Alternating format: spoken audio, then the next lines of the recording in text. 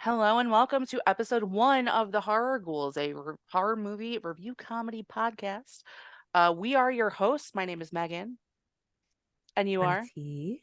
Welcome, welcome. We are here to talk about and review horror movies, the good, the bad, the ugly, the in between, the lesser known, the retro, the full All of of them. creatures and Muppets. I love me some puppets and stuff. Well, you guys don't know that yet. You may know me from the podcast True Crime Time. You may not know me from anywhere at all. That's You totally definitely don't fine. know me from anywhere. So, So this is our introduction to you. We're very excited to be starting this out. We're both pretty big horror fans. And just with that in mind, we're going to basically just introduce a little about how this came to be. So T and I worked together, oh God, I don't know how long it was. a while 12, ago, 13, something 14, like that. 14 years ago, something like that.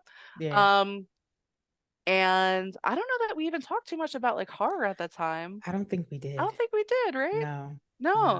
no. Um, but we live in different states. I actually moved out of that state, and then there was a time where horror convention was going on in New Mhm. Jersey. And I was like, I know someone who lives close to there, not in New Jersey. I'm not going to give up your location if you want to be secretive about it.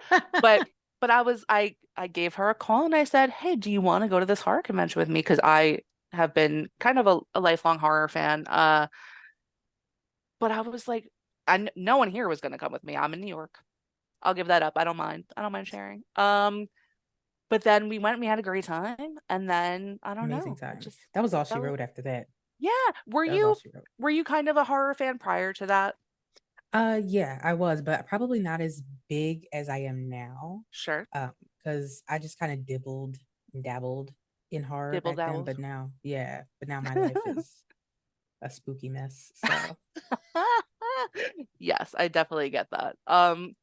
So for me, it's interesting. Like I feel like I probably didn't start out as a horror fan, and I feel like so many people can probably share this, right? Where like their dad showed them a scary movie or their sister made them watch scary movies. Both of those things actually happened to me. My dad and my sister both made me watch scary movies like Arachnophobia, Killer Clowns from Outer Space, Pet Cemetery. I specifically remember my sister forcing me to watch. I didn't leave.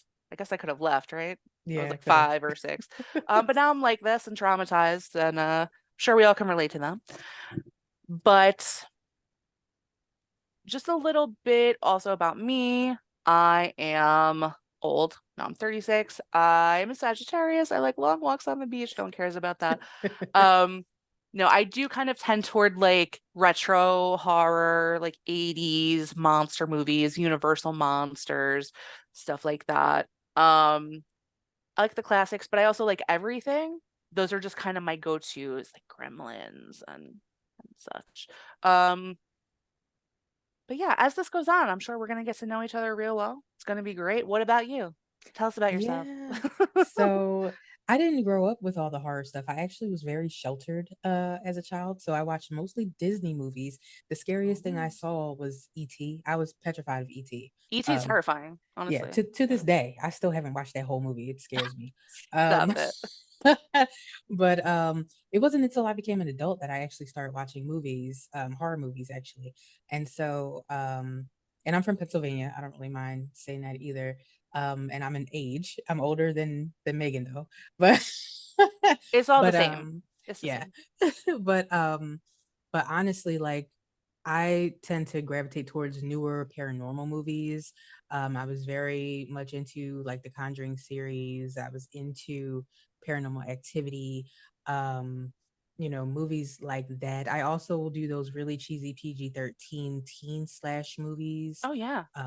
Yeah, so sometimes, just to wet the whistle, but some of the classics I got into way later, um, like Nightmare on Elm Street and things like that. So I definitely love my horror, but I definitely gravitate more towards newer things than older things. So throughout this whole podcast journey, I'm sure that I'll get my cherry popped on quite a few of these these movies, but it's going to be fun. It's going to be fun. I'm There's looking gonna forward be to it. a lot of variety. We're gonna cover everything. I'm sure I'm gonna get out of my comfort zone with some stuff. I think we talked about that before. Like Saw is a little gory for me. I still watch them, don't get me wrong. I Um, love Saw. anything where things happen to animals is like a no for me. Even in Yeah. Gremlins, when they were doing stuff to Gizmo, I was like, no, Gizmo. Like, That hurt my heart. Anything that happens to Gizmo, I'm like, please don't. Please. no, He's so sweet. he's such a sweet little baby. But yeah. So one of the things that we definitely wanted to communicate to you all is that the movie we're going to talk about today is kind of the reason this idea of us doing this came together. So we're going to start our podcast with an ending. We're going to begin with Halloween Ends. Mm. We both saw it. We both had feelings about it, deep feelings, and we were talking about it, and just the conversation was just so, I don't know, it was like entertaining, but Very interesting. it was passionate. Yes. Um, and what better way to start than with the reason that this idea even came together. There's another movie that also played into that. We're going to cover that one at a different time, of course. Um, but so we're going to start today, like I said, with Halloween Ends, which is the final of a trilogy, kind of like a reboot of Halloween. The first one came out in 2018. I love that one, by the way. Yes. Um, then there was Halloween Kills. That was the middle one, Which right? was my favorite. Yes. Which was not my favorite, but that's why we're Mm. here. We have different opinions, and that's good. I kind of felt like it was like a little fillery, but I remember we talked about it, and you did make good points about why it was like valuable, but I still was like, Yeah. Well, I got some notes for the end of this one. So, oh, okay. Um, so Halloween Ends.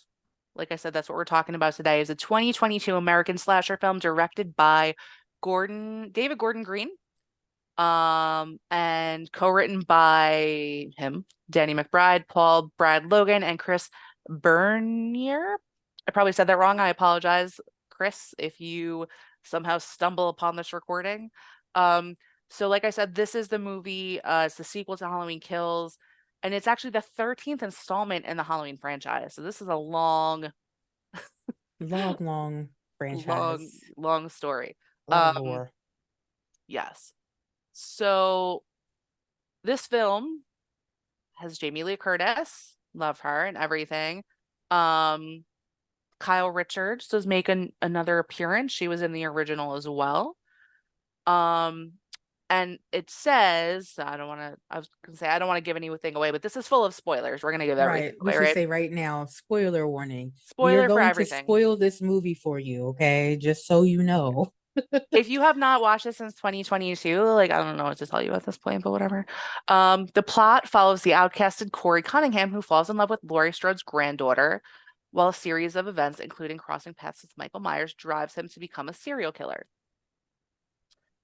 Now, before we even get into the actual movie, when I went to see it, I did not know that. Like, I did not look it up Right. before and like read it or any of that stuff. So, my expectation walking in was I'm going to see a Halloween movie and not a movie about a boy named Corey Cunningham. But I Yeah. digress. We'll get more Yeah. into that. I didn't know anything about it either. I think I saw it on a promo. Like there were promo tickets that I got and Oh, okay. definitely did not expect what we got at Yeah. all. That was when I took my sister to see, and I feel like during the movie we kind of were just like exchanging glances a bit. Um, but yeah, so let's get into the movie. We're pretty much going to go like chronologically and just talk about the points and such. I will say my first observation was I like the opening song. I didn't write down what it Listen. was. Yeah, I didn't either, but that's Yeah. my first note is I love this song. It made me feel like we were getting ready to go into a really good movie. We were going to have a fun time. It was Yeah. really good. Really Yes. good. Yes, I agree. Um, so the opening scene is basically like these parents are getting ready for a Halloween party. Of course, Halloween. Hmm. They call a babysitter last minute, someone canceled, no one cares, whatever. So there's this little kid there. What is his name? Like Jeremy. I I want to call him Jeffrey so bad. because he made like no impact on me that might be cold or whatever. But I was like, whatever, Jeffrey, like whatever. So this is in Haddonfield, we should mention. So this the town, the movie opens still in Haddonfield, which is the home of Michael Myers. If you guys know who that is, which I hope you do, we just talked about his long and storied history. Um, they're basically talking about everything that happened. I think it was like 3 or 4 years prior, because Michael Myers had like escaped um prison, essentially. There was like Whoa. a he like didn't Yeah. he like crash the bus? Yeah, There was the like a yeah, the bus prison bus. crashed. Yep, the bus crashed and he was able to get out. He was doing they were transporting him somewhere and he was able Yes, it to was like a whole bus full of people. Um, my question just from that also is like, where did he find his mask? On the bus? Like, someone I bring it for think him? Like, what happened? I thought that like the doctor was around. Wasn't the doctor around? And some he had the mask somehow. I He forget. just like took it off him. You got I to know feel that like makes you it. a target. If you are holding Michael's mask, like What do you someone do? comes to your house, takes your stuff, you're gonna go get That's that a wrap. person. I'm just saying. Like, so anyway, just to give you a little context for what's happening. So there's talking about the parents talking about uh how the little boy is like nervous, he has nightmares because of all the stuff that he heard about Michael Myers. And they call their babysitter, like I said, his name is Corey Cunningham, who we know is basically like the main character of this movie, which is weird because it's a movie about Michael Myers and he should be the main character. That's just my opinion. But he's not. So yeah. Oh, that you said that like so pain too. You were like, but he's not. So, okay. No, Yeah, no. but And I forgot the little boy's name is Jeremy, by the way. I said Jeffrey. I think I was thinking of Game of Thrones, no, Joffrey. I think you But said it's Jeremy. But oh, did I? I said Jeffrey. Oh, it threw me Yes. all the way off. Okay, so I was yeah, ready to call Jeremy. him Kevin. Like I just I don't know. I didn't even write it down because I didn't but like I didn't care. Do you know what I mean? Like I didn't care about him. I was like, whatever, little kid. Um, So they're telling them, they tell Corey, the parents tell Corey before they go to their party, don't let him watch TV. He's scared. He's like, I think they said he was like peeing the He's bed at scared of dark. night. He was scared of the dark. Yeah. Yes, he's scared of the dark. So naturally they like cut to Corey letting him watch a scary movie. Anyway, did you recognize the movie they were playing, by the way? I wasn't sure what it was. No, I didn't because I just I saw the scene, but It I was don't something know gory. that. Yeah, because their Yeah. head was being ripped off of Yeah. something. So yeah, Yeah. no. And even Corey was like, "Oh, this is too much." Like first he was like, "Oh yeah, let's watch this movie." Unless you were scared or whatever, he was like baiting him. Right. Um, so then he went to get, I think he went to get like a drink or something. I Didn't he feel go to get a like drink and then he came back because he heard something in the other room? oh that yeah, it was something after that. So in the very beginning part, he's sitting on the couch. He said, "Oh, that's too much. You need to go to bed." He said, "I'm not going to bed. I'm watching a movie." And so yeah, then he goes into the kitchen. Corey goes into the kitchen to get a drink, but he was going to get beer. Then he decides, "No, let me just drink some Yes. milk." And there happens to be a magical piece of cake sitting on the counter with a knife next to it, like "Eat me." And so But like you like I just want to say like I know this isn't the point, but the cake like there's no covering. Your cake is gonna get stale. What are you there were crumbs all over, and I'm a filthy Virgo, animals? and Hmm. I hate crumbs. Like I don't like crumbs, No. and it just I was like, why? Why? Why are you doing this? Yeah. Um, so after he's in there trying to cut cake off with a massive knife that's sitting on the counter, which is definitely not one you use for cake, I'm just gonna say. Um, he hears like a noise, like something falls in the other room, and he goes in, he finds like a lamp is down and the kid's missing. So he's like, oh my gosh, he's like looking for the kid. Where's the kid? I can't find him. Jeffrey or Jonathan, whatever, whatever his name Jeremy. is. Jeremy. Okay, I'm gonna remember this time. So this house has a very elaborate staircase system. Is beautiful, by the way, where it's like it was like 3 or 4 levels, kind of just like Yeah, I think it was banisters. it was at least 3 levels, at Yeah. least. So he goes up there. It's the typical horror movie, like you hear like the doors creak and he thinks there's someone in there, whatever. So he goes up all the way to the top. I think it's like the attic type of room. Is that Yeah, right? Yeah. And he's looking around and then the door shuts. And then he hears little Jeremy. Jeremy. God damn it. He hears some like cackling outside the door, like, oh, afraid of the dark? Like he'd being like a little terrible kid. How old is he? He was like 10. No, I think he was probably like 8 or 7 or that something. makes sense. That makes more sense. And then he was saying like Michael Myers is coming to get you or whatever, like just being like a jerk. So Corey started to freak out like bad because I don't know if he's claustrophobic or whatever, but the Right. room he was in was totally dark, right? And he just starts like kind of slamming himself into the door. And at this time, the parents are coming home. Jeremy is supposed to Yes. be in bed. He's not. He's just being a terror. So, fortunately, what happens is that Corey smashes into the door a final time and it busts open and sends Jeremy over the banister, like 4 floors down, and Yep. he lands with a sickening splat, um, essentially in front of his parents. And I'll tell you in the movie, Yeah. like I saw this, I watched this the second time. So this is the second time I've seen this. I think we both saw it 2 times, right? Yes. In the movies, I was like, oh, like it took me aback, right? I was like, oh my gosh. It was a solid opening because he broke his neck and it was very loud and yucky. And Yep. you see Corey at the top of the stairs looking down and he's just like rattled. You know what I mean? Like he had no intention of causing any harm, but the parents are obviously devastated. And then it kind of just cuts away and they just show Corey riding around the town like his bicycle. Kind of. It We was just, definitely a different montage after that, but yes, it went to a different um place. The thing I loved that happened after that, the retro opening credits. yes, that Yes. title card, everything was really good Ooh, at that point. that had the Uh, old jack-o'-lantern like they usually have. This was kind of cool because it was like rotating and doing like different. yeah, I it don't know. looked I really like that. cool. Yeah. I will say though, I feel like Jeremy face planting 3 floors down was probably the best part of this movie, by far. And it did take everybody aback. When I remember being in the theater, people like gasped, and people were like, some people were like, "Oh my god!" Other people like clapped because this was one of The the first claps. times that one of the immortal characters, which is a child, because 9 times out of 10, if you see a movie, children are not going to actually die, or you don't see them. And I will give a nod to It, because in It, obviously, there is a child that dies in that movie. There Um, sure is. quite a few, um, but yeah. So I felt like this, like you said, it was a solid opener.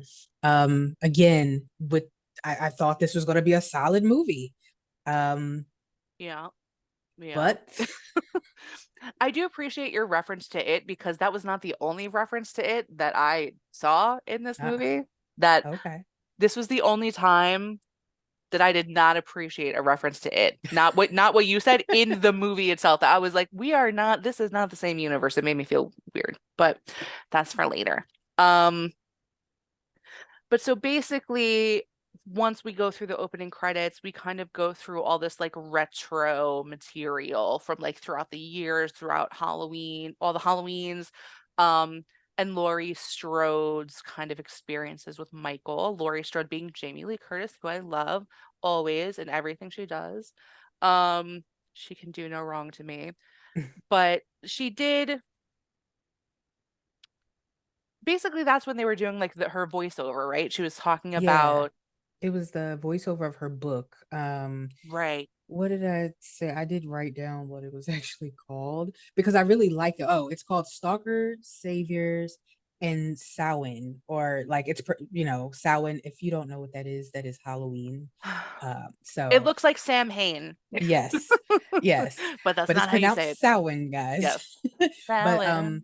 Yes. I love that, and I think that too was one of a point that I made, that I really like the fact that we went through all 3 movies in her voice as she was telling the story, with this montage of Corey getting arrested and everything, and also everything that had happened in the prior 2 movies was just 1 year from this event, and then after she Right. does this part, it jumps 3 years later, which is interesting too. But it was such a nice like way to wrap up the movie. So if you didn't see the first 2, you got a little like understanding. You needed to at least know who Michael Myers was Right. at the very least. But you got a really nice intro to the movie through Laurie and her book writing. I do think they did that well. I Mm-hmm. did appreciate that. Anytime I see a movie like this that's like a very like deep into a series. I like when they pay homage to the earlier ones. Yeah. Um I'm a very much like a purist about the movies I love. Like it's hard like if they reboot stuff, I actually try to avoid watching it. It's not that I try, it's just that I'm afraid they're going to ruin it. And so Yeah. I get a little wary and Hmm. suspicious. But Nightmare on Elm Street, looking at you. that Ugh. I can't even talk about it. I actually watched that in Pennsylvania when I lived in Pennsylvania. Oh yeah.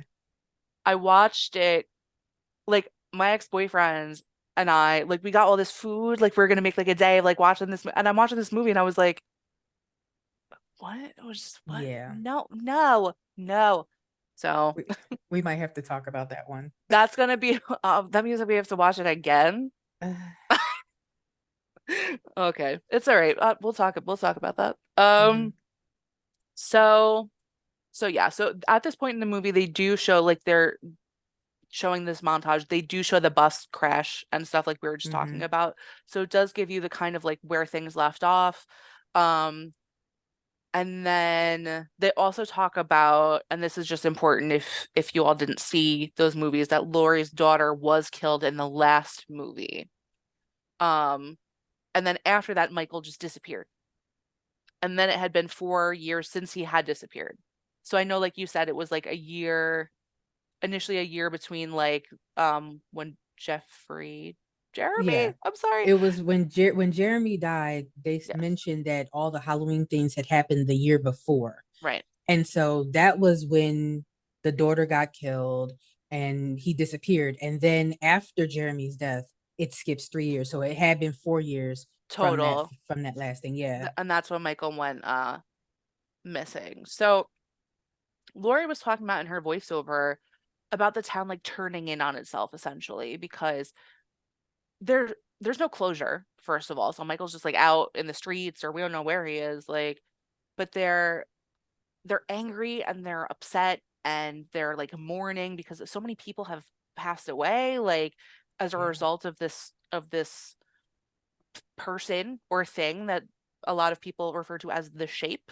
That's a The thing. boogeyman. The boogeyman. Yeah. Um, so what they catch us up to in present day, essentially, which I think is like 2019 in the movie. Like that's like the present day, I I think. think so, yeah. Yeah. They have that Lori has now moved into town, back into Haddonfield, like the actual town, and she's living with her granddaughter. So in the movie prior, maybe not the movie prior, the one before that, they showed that Lori had kind of moved out into like the country and made her Yeah. house like a giant trap. And she was like, it must made her seem like a little bit unhinged, but she was like, she was badass. She had like weapons and she was like training herself to fight if she had to. She has Right. become a writer at this point. Like you said, the voiceover is essentially like this book that she's writing.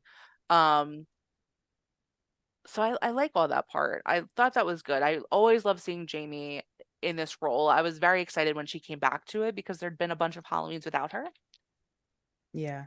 So, Yeah. um, I was a little worried that they were going to take her character from being the badass that she was and almost make her like, and I should have looked up the term. It's the term where it's a woman who's like super invincible and whatnot in the movies.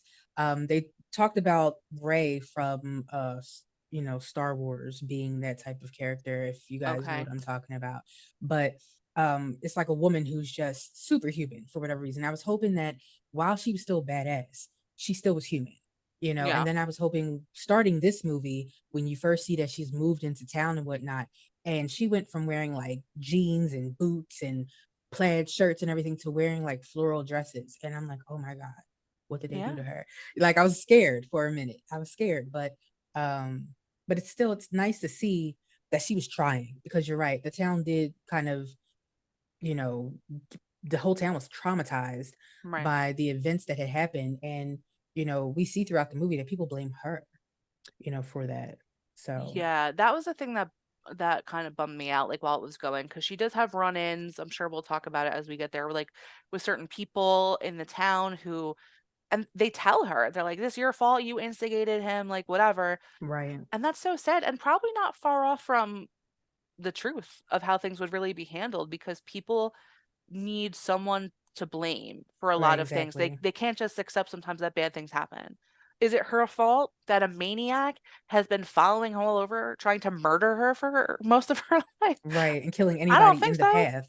Right. I don't Right. think that's her fault, but whatever. But so after that, where they catch us up with Lori, they just show Corey riding all over town in his bicycle again, on his bicycle. Um, because it is 3 years after, they do show like his state has kind of deteriorated. He does look a little worse for the wear. I literally wrote here, it's so stupid. I said he doesn't look so good since he murdered Travis or whatever. Oh my God.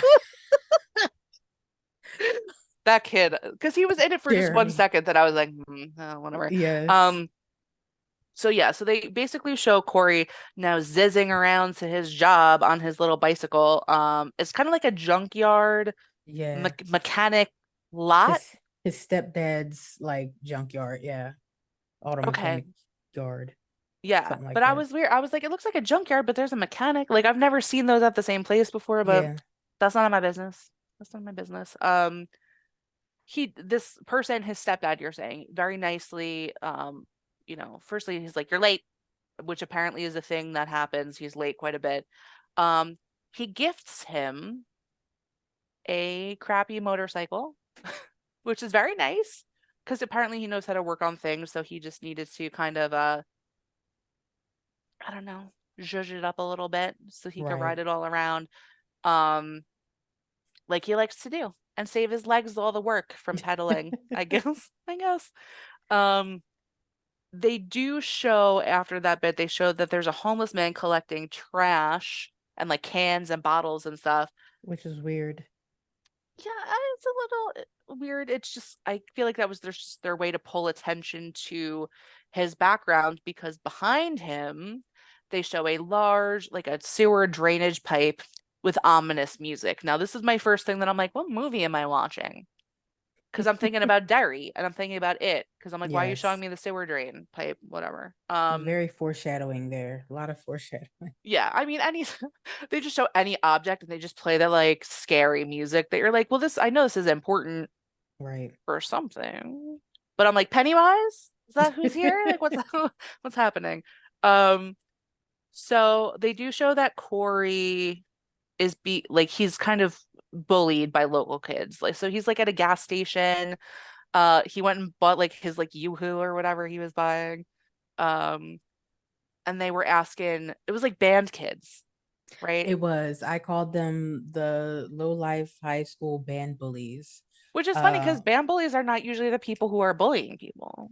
that is true. And I'll say it now because I had it noted later Yeah, that this group of kids, one, don't look like they would be friends. None of them look like they would be friends at all. Um, that's a good point. and two, they are in the band. They are seniors in the band. And people who are in band, like I was a music kid, but I wasn't in the band, but band members are nerdy. They're not doing things like harassing strangers in the street and making fun of them and whatnot. And maybe we could attribute this to the town being so weird at this point that people just like are not the normal type of people that we would see. But Yeah. their attitude stunk. And I Yeah. definitely did not like it. And I think one thing to note too, because it's interesting, Corey got arrested originally for the murder of old Jeremy, but he was let go. I think it was like aggravated assault or something like that, but it was only 3 years. Yeah. So they never said whether he went to jail or not, but he's known as the child killer. So these kids, they're like, oh, we know who you are. You're the child killer. Yeah. Someone did say like, how did you get off or something like Right. that? Like when they were like being a jerk to him. Hmm. That is important to note. Thank you for bringing that up because I definitely did not mention that.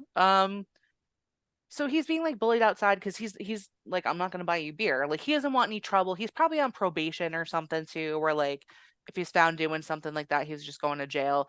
And that is such a like I get why he would say no to that. Like you don't want to go to jail for something that's silly. I'm not gonna buy these band nerds some booze. But then they like knock into him or something and he like breaks the glass. Is that how it They happened? got in It his, happened kind of yeah, quick. they got in Yeah, his face and they kept talking about how he was a child killer. And he was like, that's not what happened. You don't understand. And right. they kept saying it over and over again. And I guess that internalized rage in him, Yeah. he broke the glass. He broke his glass like Yoo-hoo, his His Yoo-hoo little bottle, yoo-hoo. which is such a scary drink to have. And then I will say that like they showed the close up of like his hand and he was like pulling glass out of it. And I audibly was like, oh, like it was, I was like, that does not look good. And I was like, suck it up, buttercup. You're like, walk it off. Fine. Right? What I do love about this moment, because the scene in general, I'm not really buying it, but whatever. But Lori intervenes. She's a little nuts. And I love that about her. I really do. Um, she they call her, what did they call them? Like a They said psycho and the the freak psycho and the show or freak something. show. Yep. Yeah. Um, so Lori, she has a sense of humor too, because I think he was like on the ground at that point, like he was trying to clean up his hand because she scared them off. She yelled at them, whatever. And she's like, "Which one are you?" Which I don't know. Are you the Um, psycho or the freak show? and then she's just holding a knife, and she's like, "Do you want to, or like should I, or whatever?" she said. And then he just slashed their tires, and I love that. I love that she's like, whatever, but let's slash their tires for good measure. Um, Right. I don't know. I really did love that. I think that Um, was really, really good. And I think it did show to I think it was a good tie-in of how they are showing how Laurie is actually in the community. Like she's not yes. hiding herself. Though Yeah, she has moved in, because you would think maybe, from all the people that probably blame her, which does happen, you would think that she probably wouldn't go out in society that much and just try to stay away from people right. like a recluse. Like I think Corey has been thus far, like a recluse. Yes. But I think it's great to show that she's out there and she's like, I don't care what you say about me. Like, whatever. I've been Yeah. through worse. My brother's trying to kill me. Like, it is what it is. Yeah. She's like, I'm a So, freak show. Okay, whatever. right. Call me what Yeah. you want. I'm still out here. Call me what you want. Yeah, no, it doesn't matter. Lori very nicely then brings Corey to the hospital, which is very nice of her. She's a good Samaritan. That's where her granddaughter works. I said granddaughter, really weird. Granddaughter, I can say it normal. Um, she's a nurse and she's helping Corey clean up like his hand. He needs stitches. Um, Which that's another weird scene. So Allison, the granddaughter, yeah, um, she's working like as an assistant with this doctor. yeah, And the doctor makes a comment and says, she's cute, isn't she? While he's trying to suture Corey's hand, and Corey being all flustered because in the background, Allison is making eyes at Corey. Like she's yeah. looking like she's in love with him already, which was the weirdest thing when I first watched this movie. I was so put off by all of this, but there's a whole big thing where he like knocks everything over and it's really dramatic for no reason. I don't Yeah. It was understand. like the tray, like the medical tray, and he knocks it, and everyone's like, "Oh, oh, sorry, I just," I don't know. It's very awkward. Yeah, Yeah, but I agree with you. Like that immediate whatever is happening between them is very uncomfortable because there's no build up to it. But it's like she knows who he is, I right. believe, right? Mm-hmm. And she just knows, she's been through a lot. Like a lot of her friends have died, her parents have died, her grandmother is seemingly insane to the community, even though I think she is lovely and a good time. Um, and she knows that he's been through stuff, so it's probably that connection, but it's like the fact that she's already looking at him like, oh, is a Right. little weird. It's a little strange. Yeah, I didn't Like, like it at all. no, it's one thing to think you have something in common with someone and want to like talk to them and whatever, but it's another to be like staring at them creepily already when you haven't interacted before. Um, there Yeah, is flirtiness that, like I said, it was just kind of uncomfortable, you very. know? Um, I do I do have a note here that I said Lori seems like fun to hang out with and she's a little spicy. She definitely is a little spicy. She is a little spicy. I mean, it's a scene later on where she's like got a pump. She's like cleaning out a pumpkin and she like gives the finger and everything. And I'm like, I love her. I love her. I She's think so cool. I'm not sure where, I think I noted that somewhere as well, but she was just like shouting and just like picked up pumpkin guts and threw them on the floor and she was just saying like all this stuff. I don't know. She was like Yeah. cursing a bunch and I was just like, I want to carve pumpkins with Laurie Strode. Like Right. I don't know. It seems like a good time. I want to hang out with her and, eat raw meat or something. Sounds like a good time. She does seem like that's something she would be doing. Like she's just Yeah. like, right. I don't know. That's but so after the hospital bit and that weird like flirty behavior. Oh, well, first of all, they talk about how Allison's car, like the muffler's like noisy and like falling off and something. Yeah. Um, but because he works at like the weird junkyard car emporium, whatever that is, he's like, well, I will fix it for you, certainly. Because we are in love all of a Hmm. sudden for no reason. So He's like, that come through, happens. baby. I Yeah, got whatever. you. I got you. I'll fix that. So they cut after that to a scene like where Lori Corey. That's the thing too. I kept thinking about that during the movie that I was like, I know they did that on purpose. Like Corey Yeah. and Lori, like the town outcasts, right? Yeah. Um, but they show Corey at home and his mother is really something. Like, My one note for her is Corey's mom gives me the ick. She's she is nasty. She's nasty. And I yeah. think it's almost part of why Corey has been the way he is. She is that Yes. quintessential overbearing, overprotective, what are you doing? Where are you going? You should be in my bed with me type mother. Yes, like way too Um, close. Like she feels way too close to him. yeah. Um, I do have that noted too that she seems super overbearing. I also wrote an actual quote from her down because it made me laugh in the moment. She said, "Boys who keep secrets don't get custard for dessert." Yeah. Uh, What? She also kind of sounds like Boston-y, like her just a little accent, bit. right? Yeah. Yeah, like it's and she's very aggressive and just like he's very quiet and he's very shy and reserved and she's just screaming about custard, not Right. custard even. She's screaming at him and he's just like, "Okay, mom, like whatever. I just want to go to bed." Like I don't like While the stepdad is sitting there sadly saying, "This is my life." he does seem miserable. Yes. Um yeah. So from there, because we do kind of jump around, they kind of jump scenes a bit, but the thing I liked about the next scene, so they're showing Lori in the supermarket, and she's just like throwing canned vegetables at this guy. I can't remember the guy's name. I don't know if you have it. The older guy, you know what I mean? That they're like friendly. She's like Oh, throwing canned vegetables at him. Um, Frank. yes, Frank. But it made me laugh too. That I was like, Lori's just out here in the supermarket. She's like slashing people's tires. She's throwing vegetables at people. Like she's just out here living her best life. Um, Well, I love Laurie and Frank. My note for them is I yes, ship them so much. I would you watch a do. whole yes, I would You watch a do? whole I do. I would Oh watch a my God. whole Laurie and Frank mini-sode. I wouldn't want to watch a whole movie, but a mini-sode because for people who've seen the movie prior, Frank is a badass too. Yes. And he like almost died and all this other stuff like that, and you really get to see some of that romantic tension in the previous movie. So now it's a little more subdued and it's a little more hinted at, but I love the chemistry between the two characters. Yeah. um and I think that Laurie deserves some type of happiness because we've never seen her happy Yeah, you're ever. right.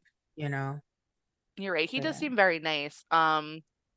His little like weird comb over situation. Like yeah, I don't that's know what's how going on with his hair. I don't know either. He could just cut you just cut the sides a little bit. Like it was like too much on the side and then not. I don't know. That Whatever. bald patch at the top with the Yeah. Homer wisps over it. Yeah, Yeah. and like he's a nice guy, so I'm not worried about it. Like I'm not gonna hold that against him. You know what I mean?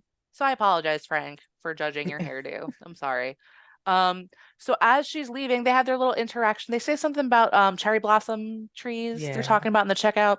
So then they leave, they go their separate ways, and this lady comes up to Lori and she's saying like basically about her being out and like it's your fault that my sister who and she has her sister with her who doesn't really speak She's like, she lost her whole family, I think it was, She lost something her like that. husband, She lost her and she husband can't speak anymore. She's in a wheelchair, because and she's like traumatized, right? mhm, And but she's like, it's your fault because you provoked him. You provoked Michael Myers and whatever. And Lori is upset by this. She's upset. yeah, Um, it wiped that smile right off her face. She went from thinking about Frank to just being depressed Frank and the Cherry instantly, Blossoms, I know. right? But it's like, because I was thinking about it too, and it's like she really, it's not that she was provoking him, like she was trying to be on the offense because she knew he was coming. Do you know what I mean? So True. instead of always just waiting and being a sitting duck for him, she was trying to take a little more control of the situation. I don't look at that as provoking him because he didn't know she was planning that, Right. Yeah. you I don't know? think that Laurie was being very irresponsible outside of the fact No. that she set a house on fire that was in a pretty residential area and that could have set other houses on fire. But I mean, that's neither here nor there. Yeah. She was trying to kill a killer. And so I definitely don't think that she meant any ill will towards anyone else. No. If anything, she was just trying to stop the madness. But, Right. people aren't going to see it that way. They're always going to need, like we Right. talked about in the beginning, they're going to need somebody to blame. They're going to need a scapegoat. And unfortunately, Laurie is the face of the boogeyman for everybody. She really is. And I feel like it's hard to put yourself in those shoes, but like wouldn't you act similarly if someone was pursuing you your entire life and no one can help you? The police can't help you, your neighbors can't help you, the people who are equipped to help you with like weapons and stuff can't help you, Right. right? So think like kind of think about what that life is like. And like if you aren't about that, maybe move out of Haddonfield. I'm just saying, because there's a monster essentially on the loose in that town. Right. You have choices. You don't got to stay there. We all got choices to make, right? Facts. um, so they show essentially after that, like first, like Frank like goes to her truck to check on her. He's like, "Are you okay?" And she's like, "Yeah, I'm all right," whatever. And they kind of like they part ways. I do enjoy their interactions though. They seem, I don't know, they seem like sweet and nice. But then they kind of just go into this, there's like a Halloween party. That's something that we didn't mention before is that there's a Halloween party that night and everyone was trying to get Lori's granddaughter to go, Allison, and she's like, I don't want to go. I just want to be alone, like whatever, the whole thing. Um, but we see that she is gone and she is there with Corey, who does not have a costume, but just some kind of weird Scarecrow little, mask. it was like a scarecrow Yeah. clown And thing. she I don't was know. a cat. She was a cat, but she wasn't, she Mhm. just had a cat mask and like a black shirt with Outfit. leopard Yeah. print. So, like, I don't know, whatever. No judgment, whatever you want to do. This is when we see Kyle Richards again. Like I said, she was in the original. She played, oh gosh, what was her name? I have it noted somewhere. What was her That I original don't name? have. I I have don't it have that one. somewhere. Well, I'll talk about it when I get there, but she was basically the person that Lori was babysitting in the first movie. That's right. That's When she right. was like 7 or something. She was very little. So it's nice to see her back.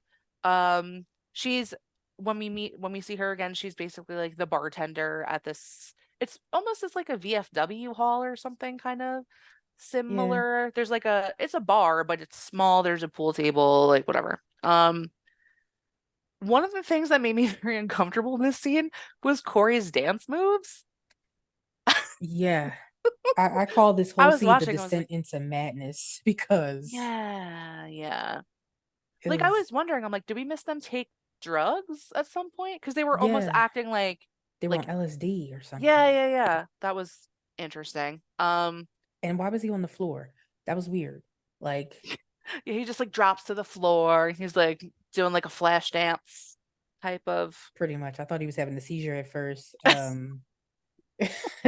It was just very, very odd. That whole scene again, you see that weird ass tension between Allison and Corey, people who literally met like one day ago, Yeah. and she's already like all over him, googly eyed. People were saying, "Oh, he's a killer," and she's like, "Well, I'm with him," and she's defending him already, and it's just very. It's very fast paced. Like this relationship is fast paced, and I find out later on why, but it's just ugh. ick again. Ick. Yeah. Yeah.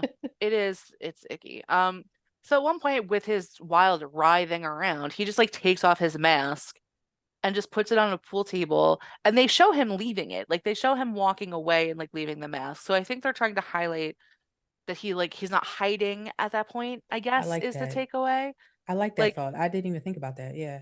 yeah, because they're trying to show because he is still kind of like a pariah in the town, right? So they're showing like, oh, almost forgot himself for a moment that because he's been walking around like with the shoulders hanging, you know what I mean? Being like almost being like a whipping boy for something that happened like 4 years Right. ago and he feels bad about it. So he leaves his mask on the pool table, and he runs into the mom of Jeremy. She's sitting at the bar. She is obviously hammered. She's not doing so good. Yes. And she also Um, looks like she's wearing the same outfit from 4 years ago. I do I want to noticed point that that out. too. Yeah. Do you think that That's was like, I don't know, because I was like maybe that was just she's just wearing like a sparkly shirt, but I was like I don't know. maybe she never took it off after that day. Like what? I feel like a production note was, hey, we're gonna shoot this same scene the same day. So just keep on your flapper outfit, throw a sweater over it, and then come over and do this drunk scene. And that Like was we that. They don't paid her for one day, and that was it. we don't want to pay for any more clothes for you. Right. So sorry. So she just immediately loses it on him. She's like, oh, that's cool. You're out here. You're having a good time with your friends. Like she just like Right. immediately like falls apart. And he's very like he's always been very apologetic. You know what I mean? Like he's not trying to rub anything in anyone's face. Um, so she yells at him for a few minutes and it starts to get people's attention. And he kind of backs up and he just like gets out of there. And I think it's around that time that Allison notices he's missing She and she hears kind them of like yelling. Yeah. yeah, she like runs after him. And then he kind of starts yelling, I guess not like at her, but like kind of. Yeah, because she's Um, saying, like, why did you bring me there? As if she knew that the mom was going to be there, as if she knew that people were going to like say nasty things about him. right. Like she was setting him So, up. right, Right. right. And she tries to explain to him, like, look, I know who you are, I know what it's like. And he wants no parts of it. He's over her at this point.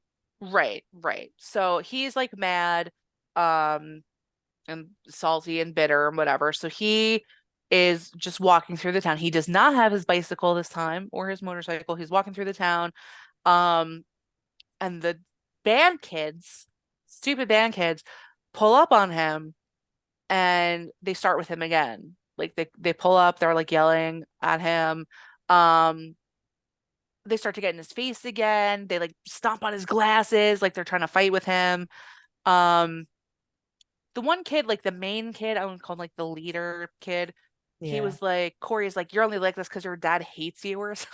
Which is a very Yeah. random statement to make, kind of. Well, they did earlier because there was a part where Allison did bring her car Yeah. and the kid, when remember he slashes the band kid's tires. Yeah. His dad, that kid's dad and that kid come into the junkyard. Right. And so he can see that that guy The hates his kid dynamic. because he's like, my stupid son rode on the tire, a flat tire for 2 miles, blah, blah, blah. So Right. like the rims are all messed up. So he's really like cursing his kid out. And you could see that the kid was no longer a bully. The kid was very withdrawn and very like Right. sullen in that moment. So Corey noticed that. And I guess at this point he's fed up. So he's gonna throw it back in his face. That makes a lot of sense. Yeah. So he does that too, and he doesn't back down. He kind of like squares up too. That he's like, yeah, yeah, your dad hates you, whatever. And the kid, this really like incenses him, and he's like, "What'd you say?" You know, like that, like them fighting words type Right. of deal. They pull a knife. I don't know if it was it him that pulled the knife or No, Corey another pulled the kid. knife. Oh, Corey Corey pulled the pulled the knife, knife. and then the other guy smacked it out of his hand. He was like, "What are you gonna do with that? Get out of Poor little here." Corey. Uh, poor Corey. So the kids, so the one of them like holds them, and then that main kid is like punching him a lot, like really getting in a lot of good hits, and then they just like throw him over this overpass. But it's an overpass in the sense of like there's grass underneath, like it's like an overpass that isn't over another A street. road. It looks like Yeah. it's leading down to like a sewer system or a creek or something. Well, interesting. A sewer grate? Hmm. I Hmm. wonder. That's very weird. But you know, like I feel like this drew a really interesting parallel to what happened with Jeremy in the beginning, though, because Jeremy also accidentally flew over a Yes. banister. And I also don't think the band kids intended to throw him over because it looked like to me that it was an accident. Like he got shoved really hard, Yeah. and the main bad kid was trying to like hold him over, but the force of him trying to hold him over Yeah, it just just like threw put him over. Corey over. Because it So was I kind of think, short, wasn't it? yeah, it Like, yeah, was. it like It was like the back of the knee barrier. height or something, like hip It was height. like, whoop, Yeah. see you later. So I think with that, it was just so interesting because it was like the same thing that killed Jeremy has now coincidentally killed Corey Right. because Right. this is the turning point. Yes, this is definitely that bit. So he's laying on the grass. I think he was like face down. I don't remember. He It's not was really all important. twisted up. Yeah, he was all twisty. But then the thing we see is just him getting pulled out of frame. So I'm like, oh, what's happening here? Because they're by the sewer drain where our Very sad friend old man. Pennywise lives or whatever. Because that's, again, I'm like, The the fact that they kept showing a sewer, just it kept being like, it's part one and two came out not that long ago where they just like, what's a good idea? Putting a villain in a sewer. Like they just were like stealing. I don't know, it just made me feel weird.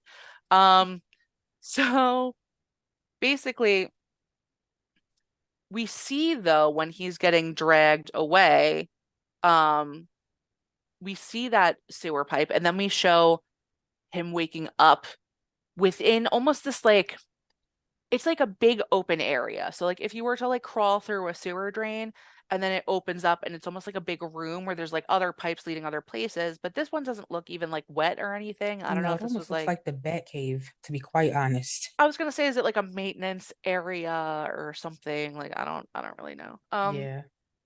They do show there's that same homeless man from before when he was picking up trash. He was kind of sitting by a fire and he saw the guy getting dragged too and he was like, that's none of my business and just kind of like went back. Wasn't he like humming, I think?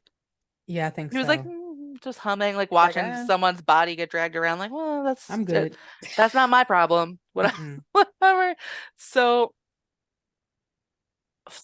finally, Corey's waking up in the sewer. He's like kind of looking around. He's like, what's happening? Investigating, and he gets grabbed around the throat by our star, by our true star, the shape, Michael Myers. Um, and they made like a weird kind of intense eye contact moment for a moment and it almost seemed like there was some kind of like energy transfer which again I was like "Oh, what This was like Twilight, like imprinting. And it was so weird. And that's the note that I have here. It's like, why was Mike imprinting on Corey at that moment? That's right the weirdest well they did stuff. like a little almost like a little like montage type of like memory something Hmm. like it was very Like he was strange flashing all his memories into Corey's mind. Like he could see everything that right happened for some reason. It's just like, right okay. so even in this like movie like so it's a Michael Myers movie, right? It's Halloween. We don't see Michael Myers until like 40 minutes into the movie. That was a note of mine. Yes. I have it right here. And it's only for 1 second. It's only for the second where they're like making intense eye contact. So I was like the whole like everything we just talked about is like essentially the first 40 minutes or so of the movie. And I'm sitting in the movie theater, I remember, and I'm just like, what am I watching? Kind of like like I was just kind of like I'm curious to see where this is gonna go, Right. but I'm just kind of confused because I knew the movie was only like, what was it, like an hour and 50 minutes? So it's something like, Hour it's 50, something, yeah. yeah, something like that. And I was like, so we're 40 minutes in, and I've seen Michael Myers for 1 second, one time. So I was like, also, this is the end. This Right. Halloween ends, right? So I was like, okay. I Um, honestly was hoping that he was going to kill Corey in that moment and we were going to just get a different movie. Um, because yes, that would have been great that would have for been great. him to drag Corey into there. He get killed, the kids get blamed, so they can go Yep. down too. And then, he Mike gets his power to go And then he crawls deal out with of the the town. sewer and he goes Right. back to town. So Corey essentially after this energy transfer. just walks away from Michael Myers and goes out of the sewer. Not even, he doesn't even really like run. He just like No. casually like Yeah. crawls out the sewer like it's just another day, like whatever.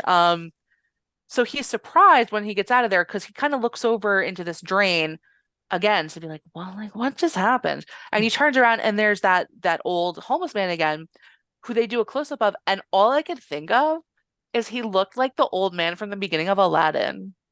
Do you remember? Do you remember that? Yes. He looked the Yes. same, like his features, and I know it was weird because obviously Aladdin is a cartoon. Um, but the way he was like even yelling at him, and he was like, "You have to go!" Like he was just ranting and raving.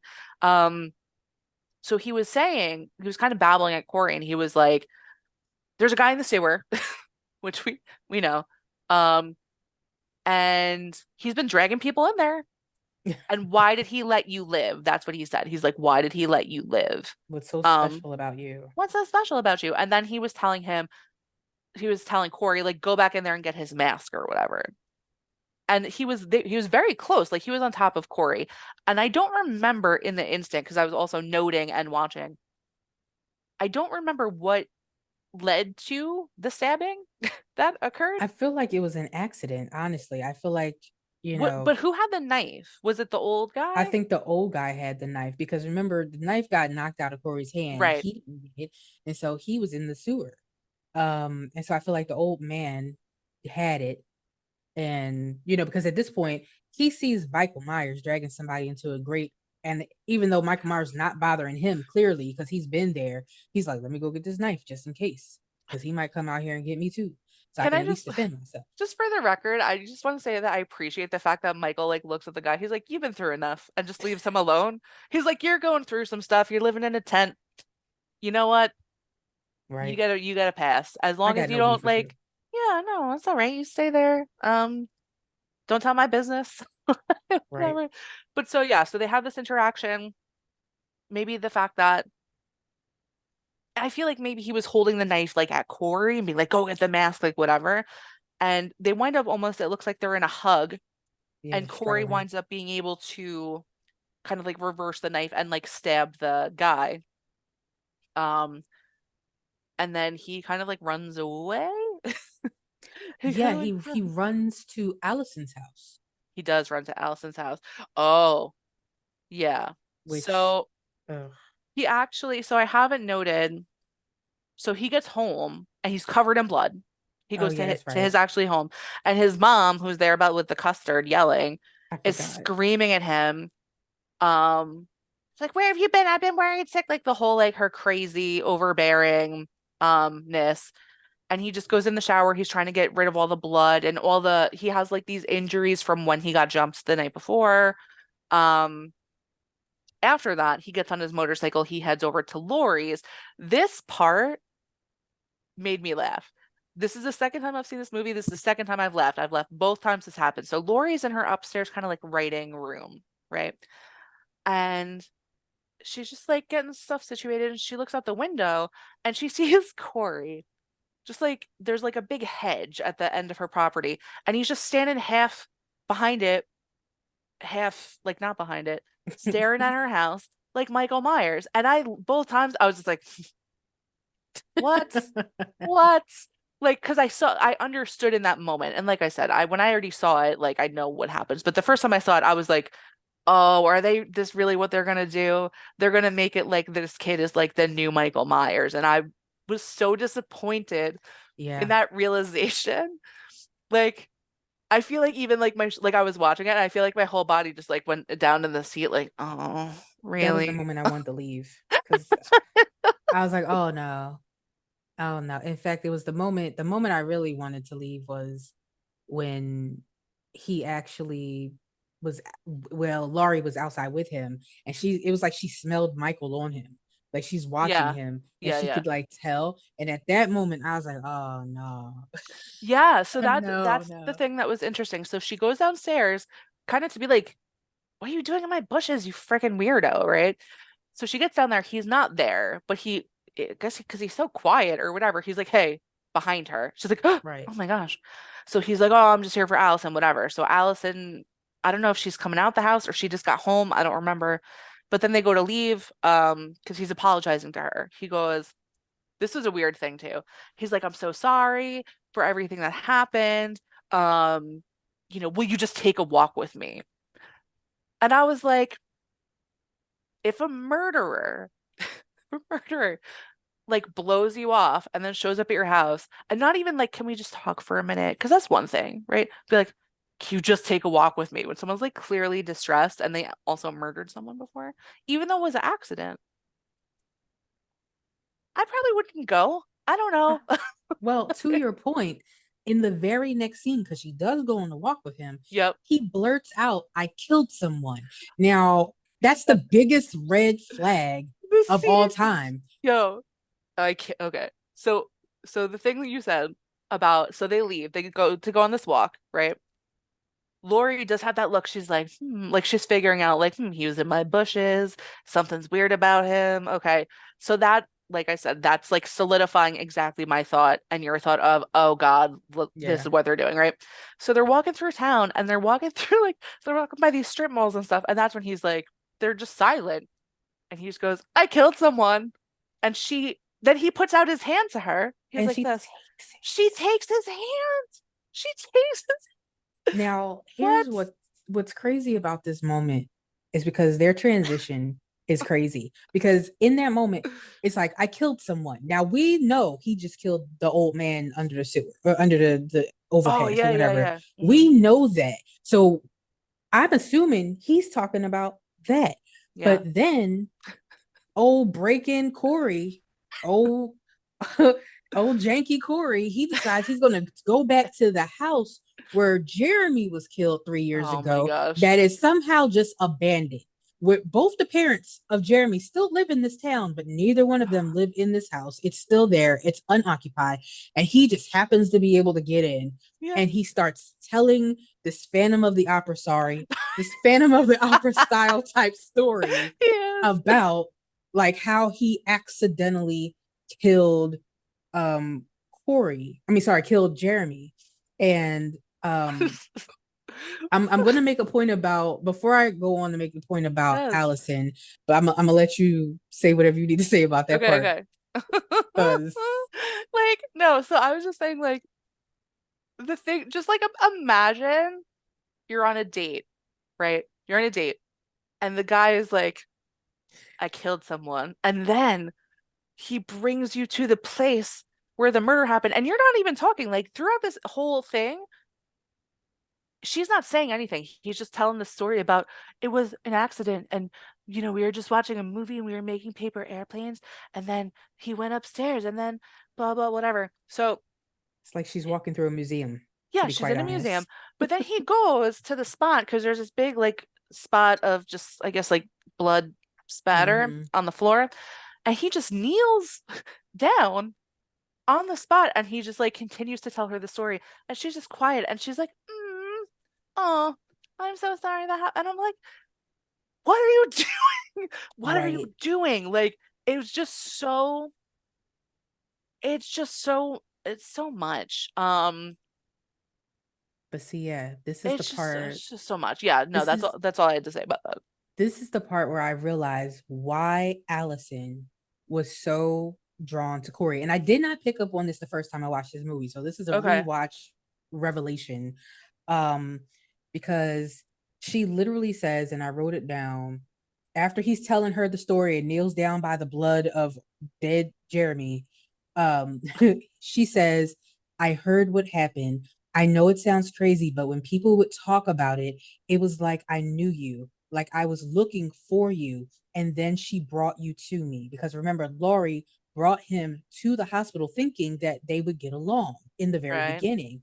And so that right there tells you, because remember, this happened 3 years ago. So for 3 years, Psycho Allison, because now at this point she's a psycho to me, Psycho Allison has been pining for alleged baby killer Corey, not knowing whether it was an accident or not.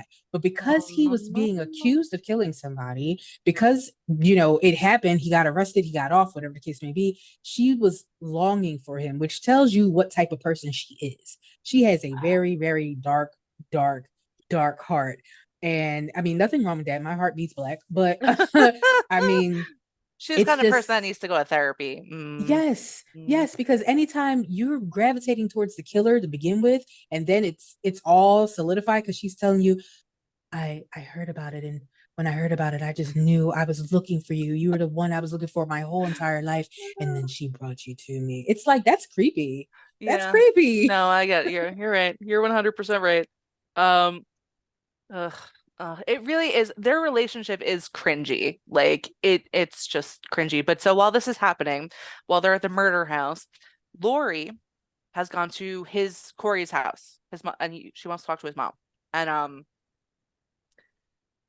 the mom again blames Lori for her son being like the new boogeyman. That's what she says because Michael Myers disappeared, and then the incident happened with Jeremy. I Mhm. keep wanting to say Jeffrey so bad. I want to say it so bad. Um, so they're like, well, this is your fault. So everyone just puts all their baggage on her. Like, and Right. again, I want to make it clear. Like, I know that we keep saying like Corey murdered someone. He couldn't have possibly known that that was going to happen. He was trapped in a room. He was just trying to get out, right? So it was involuntary, certainly, but it still did result in a murder, Yeah. unfortunately. And I think one of the Um, most unfortunate things about that scene is as he was kicking down the door, he said, Jeremy, I'm going to kill you, as the parents were coming in to see their yeah, poor boy splattered to that floor. yeah, So I think his poor choice of words mixed in with the fact that he was still at the top looking down and yeah, his charge was on the ground with his neck twisted and blood coming out of his head. I think that that kind of lended a little yeah. credence to that whole he Well, was I killer thing. agree because they also didn't witness any of the rest of it. They only see him at the top of the stairs, their son at the bottom of the stairs, and he's staring down. Like if they had gotten there any sooner, they would have noted, they would have found it, and it wouldn't have happened. I'm not blaming them for it either. I'm just saying, I also like, want to, I just thought about something in hmm, that scene from the beginning. So we're going back just a little bit. Remember, we talked about the cake and the knife. There's a part where, the lamp gets knocked over and Corey is looking everywhere for Jeremy. There's a shadow that passes in one of the rooms as Jeremy's coming back into the kitchen. So I noticed that shadow, but yeah, then the knife is missing. yep. So, and I didn't notice. Do we ever see Jeremy with the knife? I don't think so. Yeah, so nobody, where'd the knife go? So we know that somebody took it because they even made a choice, like from a film perspective, they made a choice to make Corey notice that the knife was Right. gone.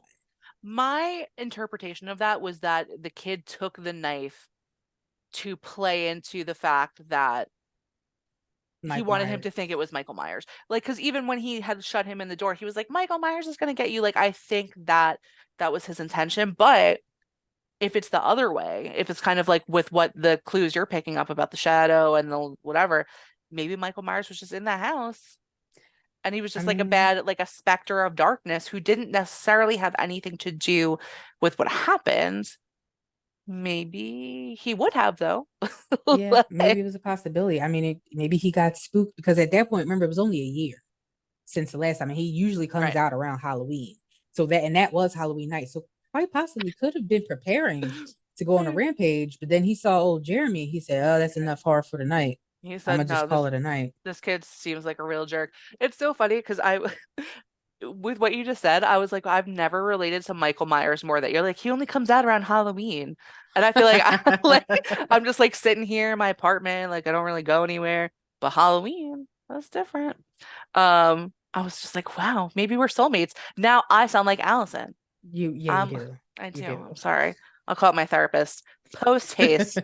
Um, so Lori, that's kind of Lori's only interaction, just going back to Lori's visiting like Corey's mom, and she just like yells at Lori about like this is all your fault, whatever. And Lori's like, okay, sorry. And she leaves, which is like, I wish she would stand up for herself a little more. Like I understand probably if she exerted her energy anytime someone said some crap like that to her, Hmm. it would be a lot, you know what I mean? But Yeah. I kind of wish it because it's not her fault. And these people yelling at her in their Boston Yeah. accents, like, I don't know. I don't know.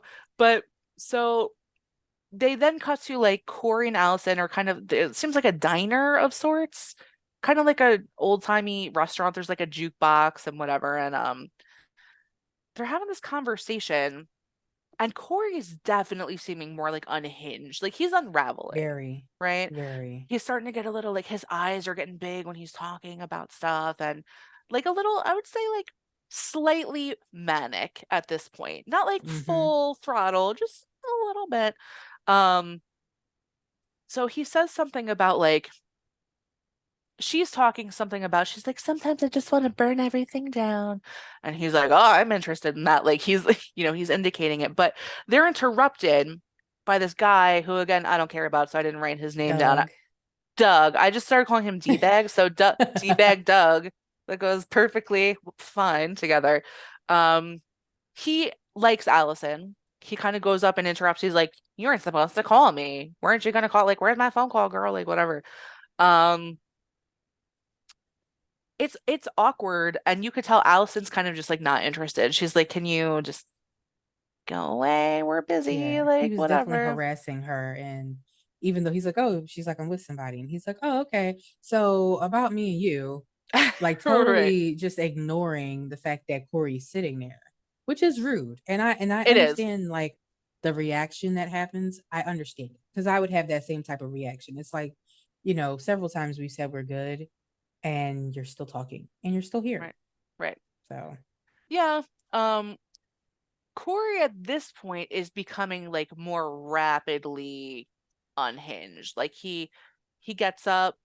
Um I forget, I don't remember what exactly like prompted him to just like jump out of his seat because he felt like he was being disrespectful to Allison essentially. yeah, And that's what triggered him. I don't remember what the word was, but that was why he did it. he kept And saying I'm good because the guy was trying to invite them over to the table to get cake, right. and he's Because it like, was like he's like it's like Jim Bob's birthday or like whatever. right. Over here. He's like, Like, we're good. And then he was like, okay. And he kept on talking. And he said, we're good again. Because even Allison said, we're good. And on the third, we're good. And dude still ignored him. That's when he like got up and got in his face. right, And right. so Ugh, what a mess. So Corey is getting up. It seems like there's gonna be like some violence, whatever. But the guy, Doug, there it is. I can remember that. He goes back to his table and he's like, no, I got it, it's fine. So Corey sits down on the same side as Allison. He like puts his arm around her and he looks behind him and he's like, "Ugh, this line like bothered me because it's just so like cheesy. He's like, you want to burn it down? I'll light the match. Like, okay, buddy. Like, all right, like whatever. it's too So much. It's over the top it is too much. So then they cut to again, Allison Corey is zizzing through the town on his motorcycle. with really good music. Again, Really good music. that's another really good music part. Yes. The note I have written here is their relationship is honestly annoying to me. That's what Yeah. um so Corey drops Allison off at home, but we see there is a car following him. Like it's backed, trying to be like covert, right? So it's the Doug character. It's D-bag Doug from the Who happens to diner, be a cop. who is So also a cop. That's yeah. right. He is very weird. He looks like he's like 40 something years old. Yes, and it was one of the we see him earlier in the movie, and it was one of my Yes. points too, because he forces Allison into a traffic stop because her muffler's coming off, but it's really because he wants to talk to her. But I initially was like, he's so gross because clearly Allison looks like she's like early 20s, Yeah, and he clearly looks like he's late 40s, almost 50. And the way he's going after this girl was very predatory, and it was kind of gross. And I can understand I why agree. she was moving on from him, you Yeah. know? So Well, yeah. so when they were in that like diner thing and he was with his friends, it was so much more clear to me in the moment of his age because he kind of had a little bit of a baby face, but the way his hair was made him look old. But when I saw his friends, I was like, oh, his friends are like 45. So Hmm. that's what kind of placed it better for me. And I was like, oh, that's creepy that he's like, hey, little girl, like, wanna go hang out in the sewer or like whatever. I don't know. I'm very fascinated by the sewer pipe in this movie. It's weird to me. So Corey, I think Corey knows that he's being followed by this car because he basically baits this person by knowing he's being followed back to the sewer drainage system nonsense. Um, so he parks his bike, uh, D-bag Doug parks his car and gets out and is like looking for him because he can't find Corey, right? He has this like flashlight. He's doing that like cop flashlight thing where it's like way up here, you Hmm. know what I mean? He looks in the tent, he finds like that old guy from Aladdin's body that like falls out. Which I appreciate. I appreciate when we find um corpses in these movies and they fall out of stuff, like a closet. Like I like that. Yeah. Okay, I'm with it. Um, so that's when they kind of like start fighting, right? They like get into it. So Corey kind of comes out of left. Um, and then he kind of like runs away into the sewer drain because everyone wants to be Pennywise so bad. But He's you hear, laughing like a maniac. I was just gonna say that he's has Yeah. this weird laugh where he's like, "Meh, meh, meh, meh," like whatever. Like, but all of a sudden, like this shift in character is almost like, I don't know. Like it It's didn't jarring. it is because it's so rapid. Like first he's like quiet and shy and all of a sudden he's like totally manic. Um, because he looks into Michael Myers' beautiful eyes. Like, I don't know. Yeah. So they go in. Um, I really do have, he runs off maniacally laughing into the drain. That's So perfect. the guy goes into, which don't ever follow anyone into a drain. Like just common sense, right? It's just Yeah. anyone. Don't get your boat if it goes into the drain. Don't follow a person. Right. Like whatever Learn goes your into the lesson. drain, let it sit. It belongs to the drain now. Like that's it. Exactly. So the guy doing his flashlight thing in that like sewer room, whatever it is, like the Bat Cave again. Hmm. And he finds Corey and Corey's kind of up on like a ledge. And Corey's looking down at him and he smiles creepily. Of course, naturally. That's what you do. Um, so then as that happens, Michael Myers, in his second appearance in this whole damn movie, appears and like rushes the guy and like attacks him, right? I have this marked at 55 minutes is his Oh, second appearance wow. in the movie. 55 minutes is when we see Michael again. Um, so Corey joins Michael in beating up this guy, but we see though that Michael is not fully himself. Like he seems like weak. Maybe This is old he's man Michael Myers yeah, for but he sure. seems like a little sickly maybe. Maybe he's got like typhoid from the sewer water. Like I don't know. I don't know what happens down there. He got bit by a bat. Like I don't know. Um, but so Michael, he kind of like falls down at one point. He gets hit. Yeah. Yeah, yeah. So he gets hit and he's down. And Corey's like, show me how, like, show me how to be you. And I was like, oh gosh, like it's just so cringy. But so this actually inspires Michael. It's like Corey's like his like boxing coach, like Rocky in this moment that he's like, get up, Rocky. And he's like, you know what? I will get up. I will get up today. So he goes and he gets his knife that's like stuck into a like a rock, kind of. Hmm. He's like, all right, sword in the stone, this crap. Um, and he goes to the guy and he just goes a little happy stabbing, a little happy stabbiness on all over him. Yeah.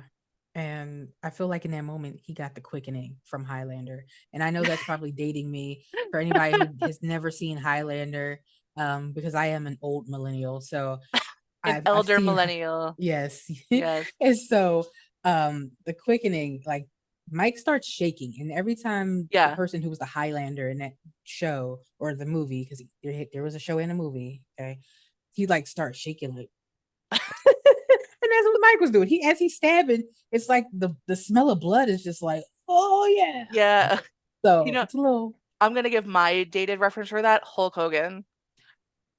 Oh no, or Ultimate Warrior when he yeah, would go on the definitely. ropes. It's like, okay, so It's that's fine. definitely. You could tell we're old from our references. Um, Oh, so but then like from there, they're just like, okay, thanks. And then Corey just like is gone. Like they just cut away to a next scene. So it's like, did they shake hands after? They're like, thanks, good job, doing this together. Like, I don't know. yeah. So Corey immediately goes back to Allison's house and he goes, something's happening to me. And then while that's happening, so Lori has watched now Corey go into the house, right? And Lori's standing outside. So we see a little ways back in the bushes behind a tree, there's Michael creeping again where he should be out in the Mm-hmm. streets, which is where we missed him this whole time. Right. And not that I want anything to happen to Lori, but it's like the movie is supposed to be about Michael Myers. It's called Halloween Ends, not we just met Corey Yeah, and we for don't his care about him. beginning, Corey Corey's begins. Corey Halloween Ends, Corey Begins. If it had been named that, no one would have got to see it, honestly. Hell Um, no. no. So then they kind of do another like cut away to Allison at work, and she's mad at the doctor she works with.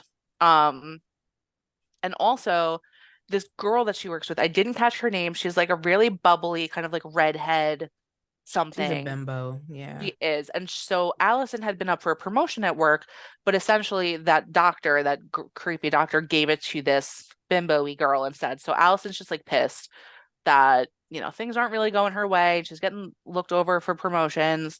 Um, and that's annoying, which I get. No one likes that. So, oh, here I have the notes. So Lori, um, I guess she's going to visit Kyle Richards, whose name is Lindsay. That's the Ah, character. there we go. Lindsay is who Kyle Richards played. Um, that she keeps seeing Michael in Corey's eyes. She was just like, there's just something there, like that looks like Michael. So Lindsay is like, I actually have someone for you to meet.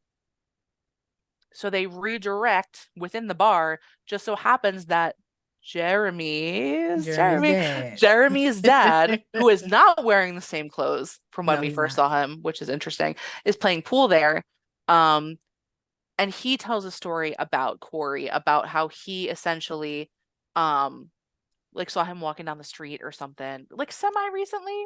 Was it Yeah, he kind of he recently? he saw him and he was like, I didn't believe that he killed my son, and I wanted to prove my wife wrong because clearly the wife and the husband have a totally different view on Corey. Yes. And you could see that in the way, and they're in the same exact spot. Both of them were in the bar, but she was, ballistic. She went crazy on him. And otherwise the husband is over here like, I didn't think he was a killer, but he said he was going to pull up to him. He was in his car. He saw him walking. He was going to say something to him, and it had to be recent because this was after they made I Love him and Mike Corey and Mike made I Love. Right. And Right. so Right. Right. and You're so right. he said when he saw him, he said the person who didn't, who I knew before didn't kill my son, but I don't know who this person was because his eyes Yeah. were totally different.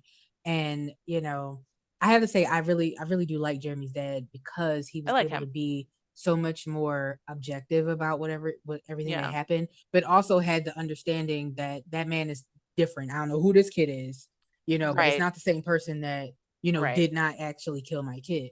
Yeah, he was like, that's not the same person. He's like, watch our kid and mow our lawn. Like, there's something weird with his eyes. So they're basically confirming and validating what Lori's like weird vibes that she's getting. So they take that from that scene. We cut to the doctor, who's gross, and the bimbo girl from work. They're apparently involved and they're at the doctor's house together. So it shows them coming to the house. Um, And I believe it seems like she's never been there before because she makes a comment like, Right. this house is so rich and it's all like glass, tons of sliders, glass windows. It looks very kind of almost like Californian. Like, where's Yeah. Haddonfield supposed to be? Like New Jersey?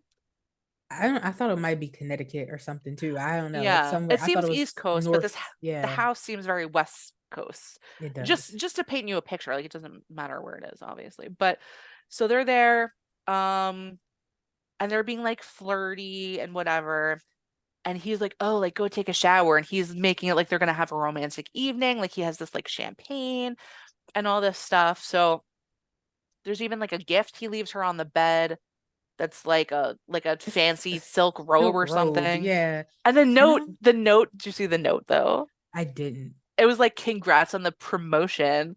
Here's a silk robe. Like you're gross. You're disgusting. I Like, mean, ugh. she slept with him for that anyway, so But then is that like contingent upon like her, like as she has to do that to keep her job the whole time? I was like, ugh. I feel like most likely. I Bleh. mean, yeah. All Dr. right. Mathis was a gross guy. Dr. So Mathis, that's right. Okay. yeah, I don't know So her name, but it doesn't matter. That's what I mean. There's so many people, they don't give us the time to care about anyone in this movie. So like we no, have Lori, who we all love, hopefully. And we have Michael Myers, who like I love Michael Myers because we've been with him for so long, that's true. right? 13 movies, right? You said Yeah. 13. So Yeah. yeah, lucky So number it's 13. like these other, yes, Lucky 13. So these other characters, like it's just like they just pop up and then they don't even give us any, there's nothing for me to feel any compassion towards them or anything. Right. Um, especially Corey, but whatever. So the girl goes to take a shower. She like turns on the shower and she's like, oh, it's so fancy in here, whatever, like her like rain shower, whatever. And she hears a noise outside. And then she's like, oh, she's like, well, what's going on? So she goes, she turns off the shower, she goes to check. She goes up these sliders, and where the Dr. Mathis had been setting up, there was like a fire pit and like flowers and stuff. She sees that there's like a vase essentially kind of like broken on the ground, and it's dark, like the lights won't flip on outside. Right. So all of a sudden they do flip on, and we see that it's Corey in his like scarecrow clown mask. Just like he had the doctor and he's just like stabbing him like wildly. Um, which is she is surprised to say the least by this happening. She certainly did not uh expect that. So she Hmm. sees that and she panics and she knows there's nothing she could do for the doctor because not only is he being stabbed, he has like a plastic bag kind of around his head. Oh, see, I didn't even notice that because I was Yeah, distracted by how sloppily he was stabbing him. he was, So yeah. He's very green. He's very new yeah, at this. I called him Baby Michael Myers. He was trying to be the Baby Michael Myers, You're and he giving was. him way too much credit. Like it's I very nice of know, you, I but know. baby Michael Myers, like, well, um, so she sees this, so she is freaking out, and she goes and she locks herself in the house. So she goes back through a slider and she locks the door. Um, so Corey decides now he's done with the doctor, he's gonna go after her, and he runs up on the glass and he's like kind of like throwing himself in it and then just like punching it crazy, which I'm like, that's not gonna do anything, Right. Dumby. Go throw something through it, like whatever. But that's just the setup because this is when our pal Michael Myers shows up. He just opens the door behind her and just like pops in the house. He's like, "Hello, I'm here." And then he attacks her in his old school Michael Myers fashion, which typically involves the like the choke, almost like a choke slam, like the Undertaker. But he has her up, then he stabs her kind of like in the stomach and sticks her to the wall, which I always Right. enjoyed when he did that, right? Where she's just like bleh, Yes. hanging on the wall. Second best moment of the movie so far. Jeremy for me was number one. Seeing Yes. that kid splat, and then seeing them, the both of them, because I thought Dr. Mathis and his mistress were so pretentious, and Yes. I hated them, and so I was very very happy to see Yes. them go, especially her at the hands of Mike. Yes. No, I agree. So just my I have questions about this. Like just before we move on to just the next thing, which I thought was very weird and I have questions about too. But so did they go there together? Like did they did Michael Myers and him make a plan to meet there? Did he um like did they talk it out? Did Michael Myers just like intuitively figure out where Corey was? See, I and just that's weird. I'm confused. 'Cause, like, did he ride on the back of the motorcycle there? Yo, so that was my next point. So the next scene, I guess we should talk about that first and then go back to the questions I was having because it's all tied together. But so they just show a scene. It's nighttime, right? So it's just like a quick cut, and they show Corey from a distance with someone on the back of his motorcycle riding through the town. And I am in the movie theater going, oh my God, is Michael Myers on the back of this motorcycle right now? Like with his arms around Corey, like hugging him. So then they show the front of the bike because first they show it from far away and then they show the front and they show Corey's face and then they kind of slowly go back, which to me is another thing. Like, do you want me to think that Michael Myers is on the back of this They bike? must have. They Like, must have wanted that. the way they shot it just made me confused. So we do see that it's actually Allison on the back of the bike. But so again, back to my questions. Did he leave Michael there to walk home after he very nicely helped him murder those people? Because that's very rude. But that's the same thing like earlier when he first kills when Corey first kills or not first kills, but when he kills Doug, the cop, and he Yes. and Michael show up at Laurie's house. How did Mike get there? Did he follow Corey there? Is the sewer that close? Or did he ride on the back of the motorcycle and jump off a block away and walk up? I don't Because understand. But that's what I yeah, mean. Like, because like Michael, he doesn't speak, right? right. So is Corey like, hey, this is what we're gonna do? And Michael's like, yeah, all Uh, right. Like, he's not saying it, but he's just like, okay, I got nothing else going on, so I might as well. But that's what I mean. Like, I don't understand how that part works. Like, the right. logistics of that just makes me so It is weird. curious. And even like in the writer's room or like the director, when they think about, because they do think about those nitty-gritty things, even if they don't show it, what did they think in their minds? Right? Well, see, I think just from a film perspective like that, like directing and stuff, I think that because if we look at all the old movies, you have to be somebody who's looked at any other outside of Rob Zombie Halloween's. If you look at any of the other movies that involve Michael Myers, he was somebody, like they called him the shape. He would just show up places. Like you never knew how he got to where he was going. Right. Like it was just like, okay, all of a sudden he's here. And he would just walk and you would just see him walking, but how did he get to where he was? You know what I'm saying? Right. So I think that it was just one of those things They're where they trying were to like, play into that. yeah, I think that it was just like we know that he's somebody that just kind of shows up places. But Though, like, like you said, the thing with them showing up at Dr. Mathis's clubhouse or whatever it was, that's weird. Because how did they both decide to go there for that's the thing that? I mean. So what I totally get the first part of what you're saying. He just shows up places makes sense.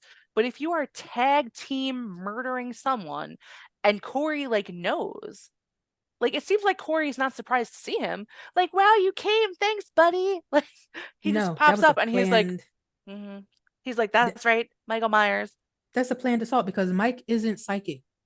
Okay. No, he's not. He might be a little supernatural or a little, there's something Something. off with him, A little but something. but you know, the fact that they both tag team, like you said, it's just not believable that Corey didn't say, It's hey, I could see him saying, I got some people I want to kill because they interfered with Allison. right. And from the door, we already know that Corey was like, you shouldn't let the doctor talk to you that way. So we know he definitely is like, let's get rid of all the people. Because at this point, they're to the point where they're burning the town down and Right. he's lighting the match. I'll light And the so, match. Whatever he yeah, said, Stephen. The moment with the motorcycle though, driving away or whatever, I really started laughing out loud in the movie theater. And my sister said the same thing. She was like, is he on the bike? And I was like, I don't know. And I know we talked about that after that. We were like, what's that scene? Like, what, yeah. what happens? Um, that was a lot. I really do. I do have these lists. I said, did they go to the doctor's house together? Did Corey have him meet him? Did they plan it together? And It's then Michael just walks back to his sewer. Like I was so confused. Um, like, all so right, buddy, then, thanks. yeah, it doesn't make sense. But then from there, I feel like a lot of this is very random. So then they just show like Corey and Allison at when they go on their little moonlit post-murder ride, um, hanging out on top of a radio station. They just show that they're hanging out up there. Um, and Corey's telling a story about how he liked to go hang out there and look at it and Look at maybe the things, tower and stuff, yeah, right? maybe things weren't so bad and my life can be better, like whatever. And then he just randomly like jumps off the roof. She's like, "What are you doing?" And he's like, "What? It's fine. Everything's good." Like he is getting the sense that like he's invincible almost. Like a little like minorly. Slightly, yeah, because he even says, like, she said, what are you trying to do? Kill yourself? And he said, I'm not interested in like living or something like that. He doesn't say interested in living, but he says something along the lines of like, Something like I'm that. not interested in death or I'm not interested in, immortality or something to that effect. Yes, I think that was the line. Yeah. But so he jumps off the roof and basically there's like a second tier roof that's what he lands on. So he knew it was there. So she was nervous, but then he just still jumps down again. But still, that's a little risky, like whatever. And even then he It lands on the ground, is, he was like, ow, my arm. Like, which I'm glad about because again, that shows you that it plays into something that I think gets on my nerves later on. Um, it shows that he's a weakling. He's not right. invincible. No, He's not Billy Badass. He jumped off, and he's still on the inside. He's still that Corey somewhere right. in there because it was a very weak moment. Yes, yeah. So also when they were on the roof, they were kind of just talking about like we should run away together. Just like some nonsense that people in love say And when they've they've known each other 4 days at this point. yeah, it's So 4 days. That's so silly. So she actually winds up jumping down as well because she sees that he has not perished in his attempts to get down to the ground. But they're confronted by like the Billy town like DJ. radio DJ Yep, who is not pleased that they're on his property at all. Um he seemed fun, he did. but they were saying something like they didn't like they didn't like kind of the way he spoke to people, like that he was all over, like the messages that he was like broadcasting or something like that. Like, Yeah. That he uses other people's like pain or something for yeah, promotion. for his like own like gain or whatever. And he was like, whatever, get off my property though. Right. It's He was like, like, get out of here before I F you up. yeah, he was like, I don't care. Get away from Yeah. me. He's like, Um, you're crazy and you're psycho. And yeah, it's the same thing. The yeah. same thing that they did with Corey and Lori earlier. Corey and Um, Lori. Freak Can Show we and the do like Psycho. I would love like a 80s style sitcom song about Corey and Lori where they just do that like almost like the Full House, like Yes. one of those. I would like that. Um, so then we go to they show October 31st, so Halloween, so we know some stuff's about to go down. We don't know who is gonna do the stuff, but we know stuff's gonna go down. So we find that Corey has been squatting in the murder house where Jeremy died. And he wakes up to the sound of banging. Like, it sounds almost like hammering. And he looks up and it's actually Lori. And I love this so much that Lori is sitting on a chair. She kind of has it leaning back and she's just like banging it against the wall, kind of like this. I do want to say before just we go any further, it's not something I noticed right away because I thought he was just sleeping on the floor. He was sleeping on the spot where Jeremy died, like And literally yeah, over the spot in a sleeping bag or yeah, whatever. yeah. Like, what are you doing? Like, what?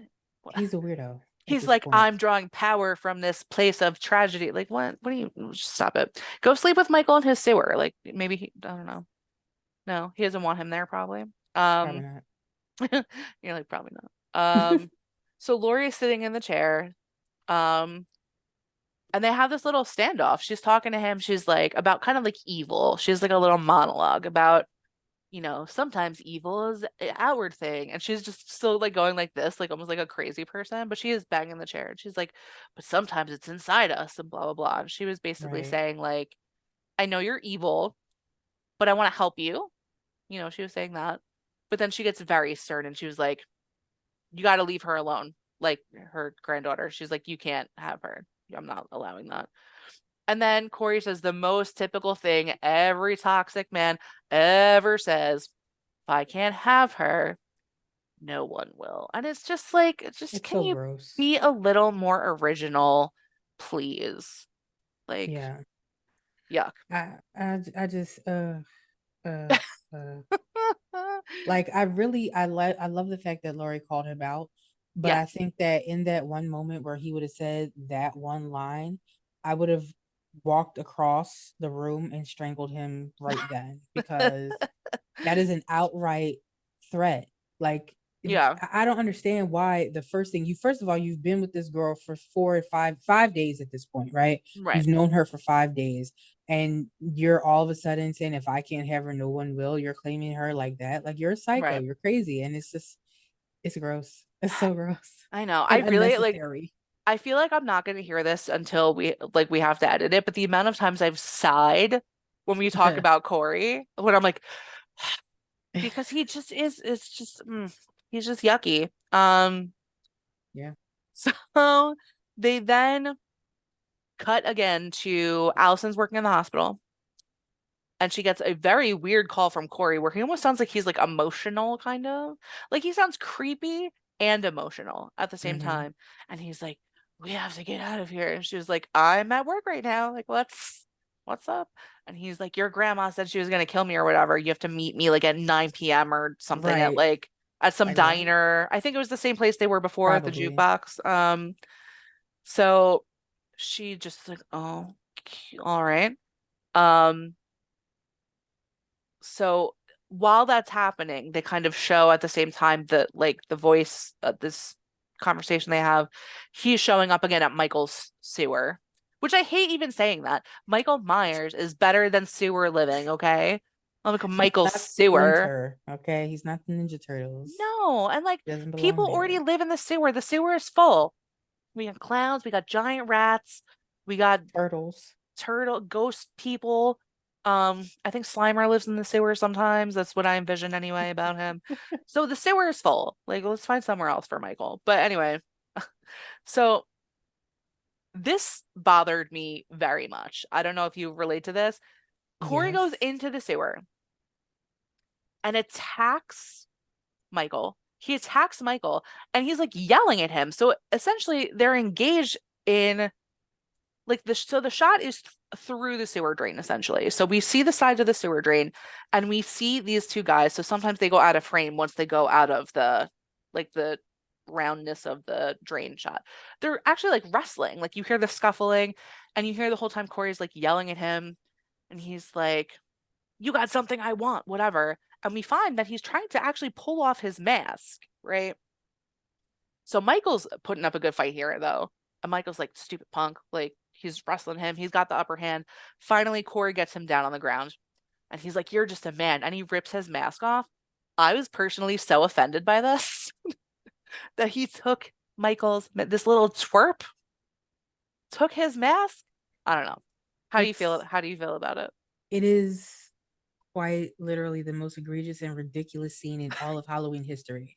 Because my thing is this, we literally just saw Michael Myers hold a woman up with one hand mid-air against a wall, strangling her, and then stabbed through her chest plate, uh, and held her against the wall.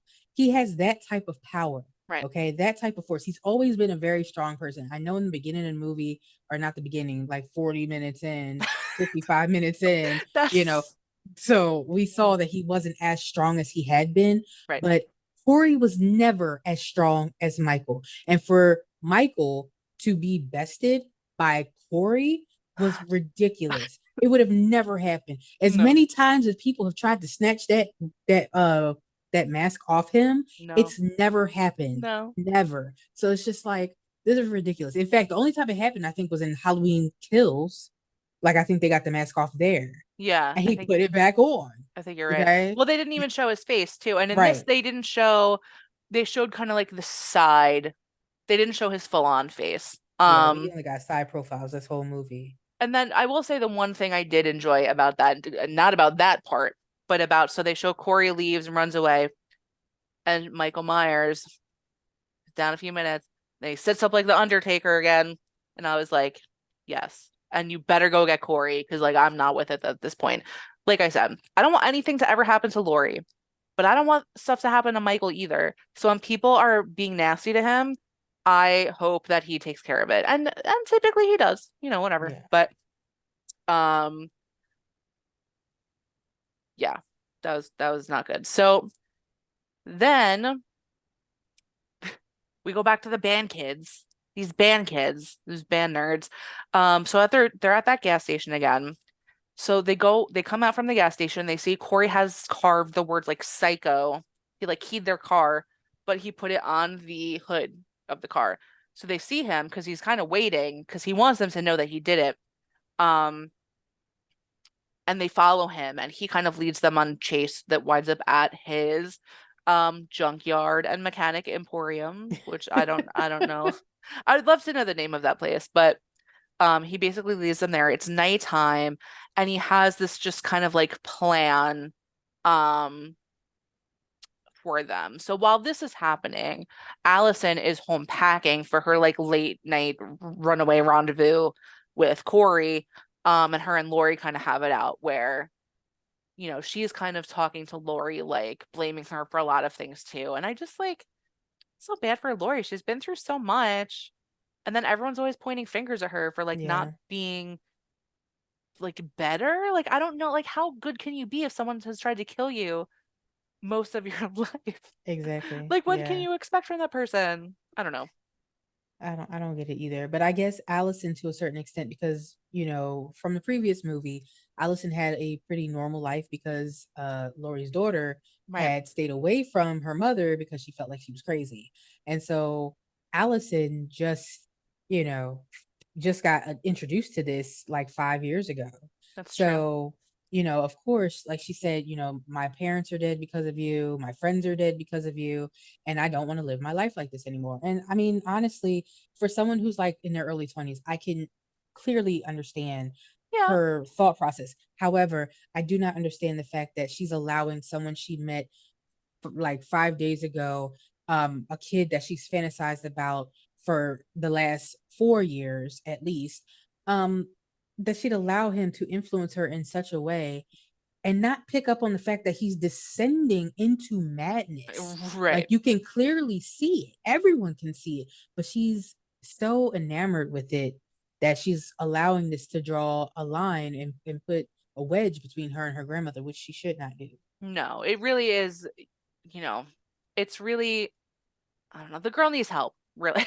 Really is the main thing. So they have a fight, uh, and then I guess she goes to like meet him or whatever. So while that's all happening, again, they go back to the junkyard and mechanic emporium, or whatever that is. Um, and the first thing they see once they park their car is Corey's motorcycle. So they go try to mess with it. They're putting like a chain around it. They're gonna like drag it. So someone's in the car waiting to like take off with the bike, and the leader kid, the one he's always wearing like a Letterman jacket. I wouldn't say his name was Billy, That but sounds I don't right. I don't know if his name was Billy, but I feel like every bully is named Billy. So Yes, that makes sense. It sounds right to me. So let's go with Billy. We're gonna call him Billy now. He's calling to his friend who's sitting in the driver's seat, like, all right, let's go. He doesn't answer. So he's like, what's up? And he goes over to the car, and his pal has like a kind of look like an iron rod through his eye socket, um, which sucks.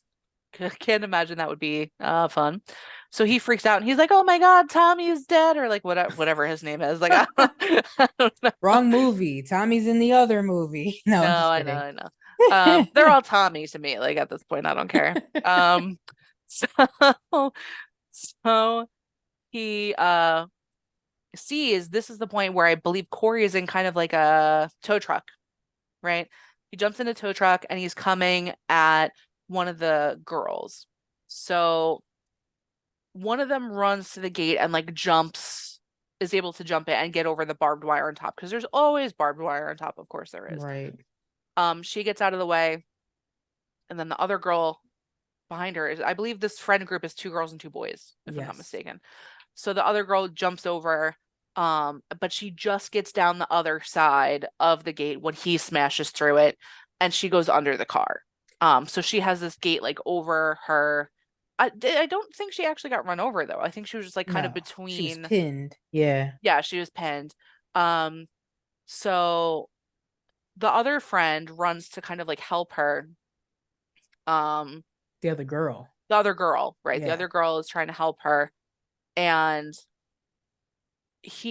this part, like I said, this was happening very fast, and I'm trying to like note and pay attention. I'm like, what's happening? I believe that's when he got a big wrench, one of those big like industrial wrenches, and he just came and like bonked her in the head, nice with it, smashed up her face. Which it wasn't bad, but this is the thing. So when he gets out of the car, so the girl's pinned under the car, he gets out. You can see that he's wearing like the Michael Myers like one piece Right. too. Which it's like I wish that earlier in the movie they would have shown that other mechanics were actually wearing that outfit because it would have made sense. But I Right. don't think that he was actually wearing that outfit even when he was working. I never saw him No. in that actual blue jumpsuit. They did not tie Um, that together, I don't think. yeah, which Mm-mm. they should have. That would have been a very, very good foreshadowing for later on, Yeah. considering that they were making this mini Michael Myers. So, they should have. He worked at a mechanic place. Mechanics wear that blue jumpsuit.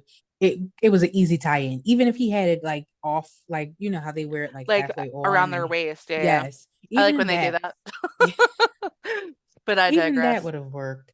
You Yeah, know, but he even had the boots, like those he like did. brown boot. He I studied just feel him like, so well. ugh. So that's why he wanted the mask, just in case you guys didn't didn't put that together. Um, but this mask also at this point, and I have a funny thing about this. It's like partially burned. It's like really, it's been through it. But all I was thinking about when I saw him wearing it was like, what must that smell be like inside there that he's been wearing forever? And Like, hilariously enough, I think about that later on when the mask is recovered by its yeah, owner and he puts it on. I'm like, somebody just had just that in his on you his just face. you just breathe in someone else's mouth Right. germs. Like, Gross. yeah, no, I don't know. But so, um, so the one girl is wrenched, the other one's under the she's still underneath the gate, like the fence, right? And underneath the car, but she's That's what left I was there saying. for a moment because Right. Billy is over. Billy. Coincidentally, the stepdad is at the place listening to He porn on is. his earphones Is or that what he was something. listening to? I don't think it was porn, Oh but God. it was a movie or something. But he had earphones on, and he So only weird. takes them off when he hears the girl scream because she gets run over. But at that point, everybody's quiet for Everyone's some quiet. reason. I do. Yeah, he took off his Yeah, his earphones and he was like, right. oh, isn't that when Billy smashed on the window? Yeah. Right Billy? after We're just that, making it up. right after that, he smashes Billy. on the window like, "You got to help me," and they get guns and everything. Oh, that's And right. the stepdad's like, "Stay here," because he gives him a rifle while he takes a handgun. And the stepdad is going out to see what's going on. And unfortunately, for whatever reason, Billy comes out with the shotgun and is trying to like save his friends Right. and shoots the stepdad in the back of Yeah. the head. So what I think about that part, so at that point, Corey had took the mask off and he was holding it.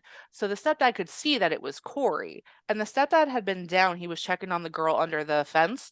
And when he saw it was Corey, and then he heard the other kid and he saw he had a gun, I think he got up because he was like, oh my God, like don't kill my stepson. Like I think that was the Yeah, reaction because he got up just at the right moment where the other kid fired. So he got it like right in the middle of his head. yeah, It was one of those things that like it was like a quintessential horror moment too, where it's like, no, oh no, okay. Like yeah, um I think those sequences were decent. Like, don't get me wrong, like the fights, the way things were done, I think that was okay.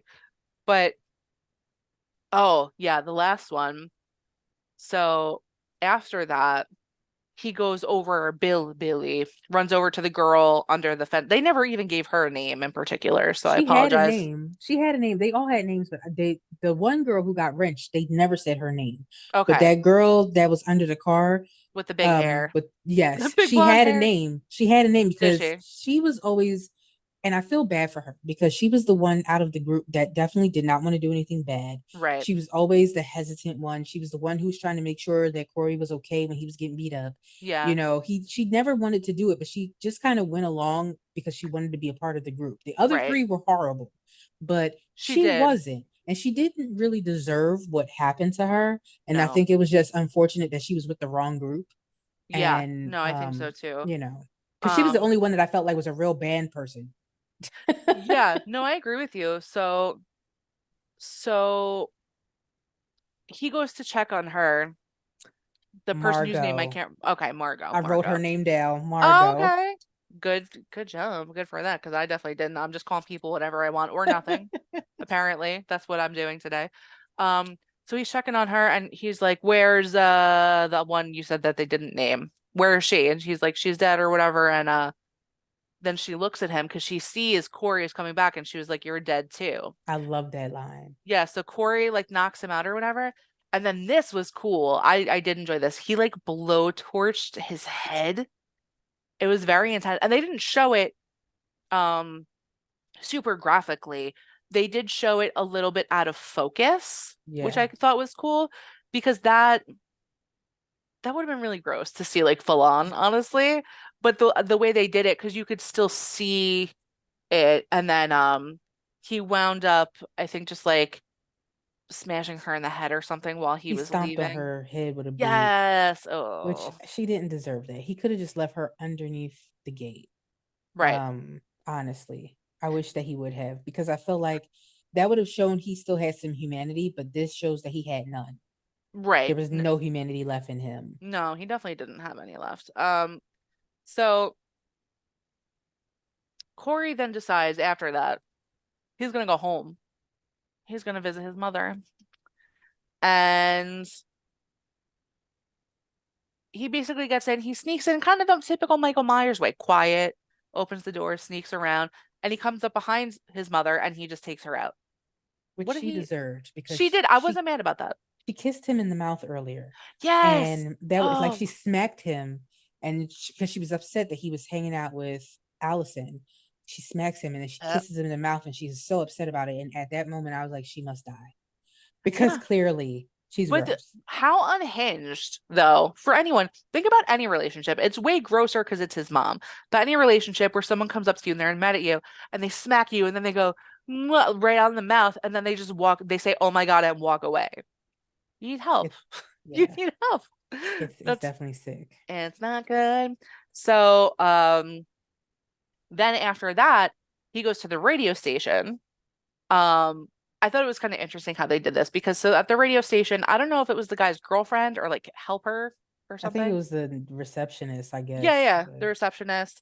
Um, so new Michael Myers, and I can't like I just want to like gag when I say that. Corey Corey, playing Michael Myers. that's all he deserves. Um, so he walks in, you see the guy in the radio station, like in the booth doing his thing and playing music and whatever. And you see in the background behind him, it's like it's almost like that what's that song? It's like a commercial song where like people are running around a lot. I don't I know. don't know. I'll if I think of it, I'll bring it up later. But you see them kind of like wrestling and like running around in the back, and he's just like killing her essentially. And then he comes for the radio guy, and that was a pretty gnarly Yeah. death I as said well. that that's the most gruesome death out of all of them, Yes. because even though Jeremy falls to his death and you do see his neck snap and you see the blood coming out, but it's not as gruesome as what he did to Willie. Corey, like, not only smashed Willie's head in until his jaw was unhinged, then he cut off his tongue, Yeah. and then smashed it some more, and his head was up against the turntable, messing up the song. Well, then he could, yeah, Um, so I think what we were saying, because when he cut his tongue off and then it landed on the record, and I think mhm. that part kept hitting, that little like the The needle needle, that goes yeah. on the record. So I think the tongue maybe kept like bumping it every time it went around. So then they show Allison. She's pulling up to the diner where she's supposed to meet Corey, and she has her radio tuned to that radio Yes. station, and she hears, she doesn't, it seems like she doesn't think anything of it, but she does hear that it's just like wah, Weird. wah, wah, like it plays and then just something weird happens. And for all of you kids who don't know about the records, I think the kids these days call it vinyls, which that's not correct Oh, either. is that what the You kids are know, saying? yeah, they're calling them vinyls, and that's not right. It's just a record. And a record can, It's I just a think, record. believe be a vinyl, but it's not vinyls. So, but anyway, it's those round things that had a hole in the middle that were not CDs. They were black. You Yep. put them on a turntable and they would play music. Okay. Wow. Learning So, something today. right? Yeah. Just letting you guys know. Just so Okay. everyone knows. This is also Yes. informational. Like we're not just talking about horror movies. We're Yes. educating you about weird old things that you don't know about. Um, so Allison, like I mentioned, she goes to meet Corey at this diner. He doesn't show up. She's like texting him. She's getting like annoyed and upset. Um, so she goes out looking for him. She like goes to his house. She knocks on the door. No one answers, whatever. So Lori, they cut away from that and they show Lori in her house. And I loved this part so much. So Lori, she's so smart and she's very good at like reading energy of places. So she has this kind of like sense with nothing, no evidence that she's just like not alone in her house. She just can kind of sense it out. But what she does is so smart. So she goes into her writing room and she has all these things and she takes out a gun and she's upset. So the scene is getting set up as if she's going to kill herself, Unalive herself. Yeah. unalive herself. That's the word. Thank you. She's going to unalive herself. That's what it seems like. She has set out like her manuscript. She has taken off her necklace. She's kind of like softly crying a She little bit. calls the cops and reports a suicide, unaliving. Yeah, and unaliving. There we We go. gotta watch our mouths. I know I have to get into the habit of saying that. Um, so she does that call and then she has this weapon. She has the gun in this room. And you can see in the background there's like a shadow at one point that like crosses like the banister that's outside the room. So she's looking and she lights this pumpkin, this jack-o'-lantern in her room, because Halloween after all. And if you're gonna unalive yourself, you still gotta make it festive, I guess. I don't know. Mm, Um, and the door, like I said, is half open. So she takes a step so she's like fully behind the door, and you hear the gun go off. And you hear like that like yucky splattery noise. yeah. But then someone who we know is Corey pushes open the door and we see that was splattered on the floor is pumpkin guts. And I was like, yeah, so excited. And there's Lori when he opens the door all the way with the gun. And she said, does she say, do you actually think I would do it? Something like that. Yeah. And but she's like really like in a strong like power position. She already has it pointed at him. And then they go at it. So she winds up again knocking him over But the she shoots him banister. several times. Yeah, she shoots Yeah. him and he goes backwards over the banister, which is very poetic for him. Um, I also have in my notes here, it just says Corey is so annoying. Just like at this part, like I don't know what about him in this moment just made me be like, ugh, so annoying. Um, so Lori kind of like runs down the stairs after him and they have kind of more of like a scuffle and whatever. And I feel like I'm missing some stuff from this part, but I guess it's really just the fact that they're going back and forth, and she's like, you're not going to have Allison, but remember, he's already planted the seed in Allison's mind that she was going to kill him, that right, Laurie was going to kill Corey. And so, in their conversation, Laurie almost feels like, well, I won because you're not dead. right. I basically subdued you from trying to kill me. The I ha cops are already going to be on their right. way. But like a loser and like a coward does, and almost I would say like a narcissist wanting to go out on his own terms, Hmm.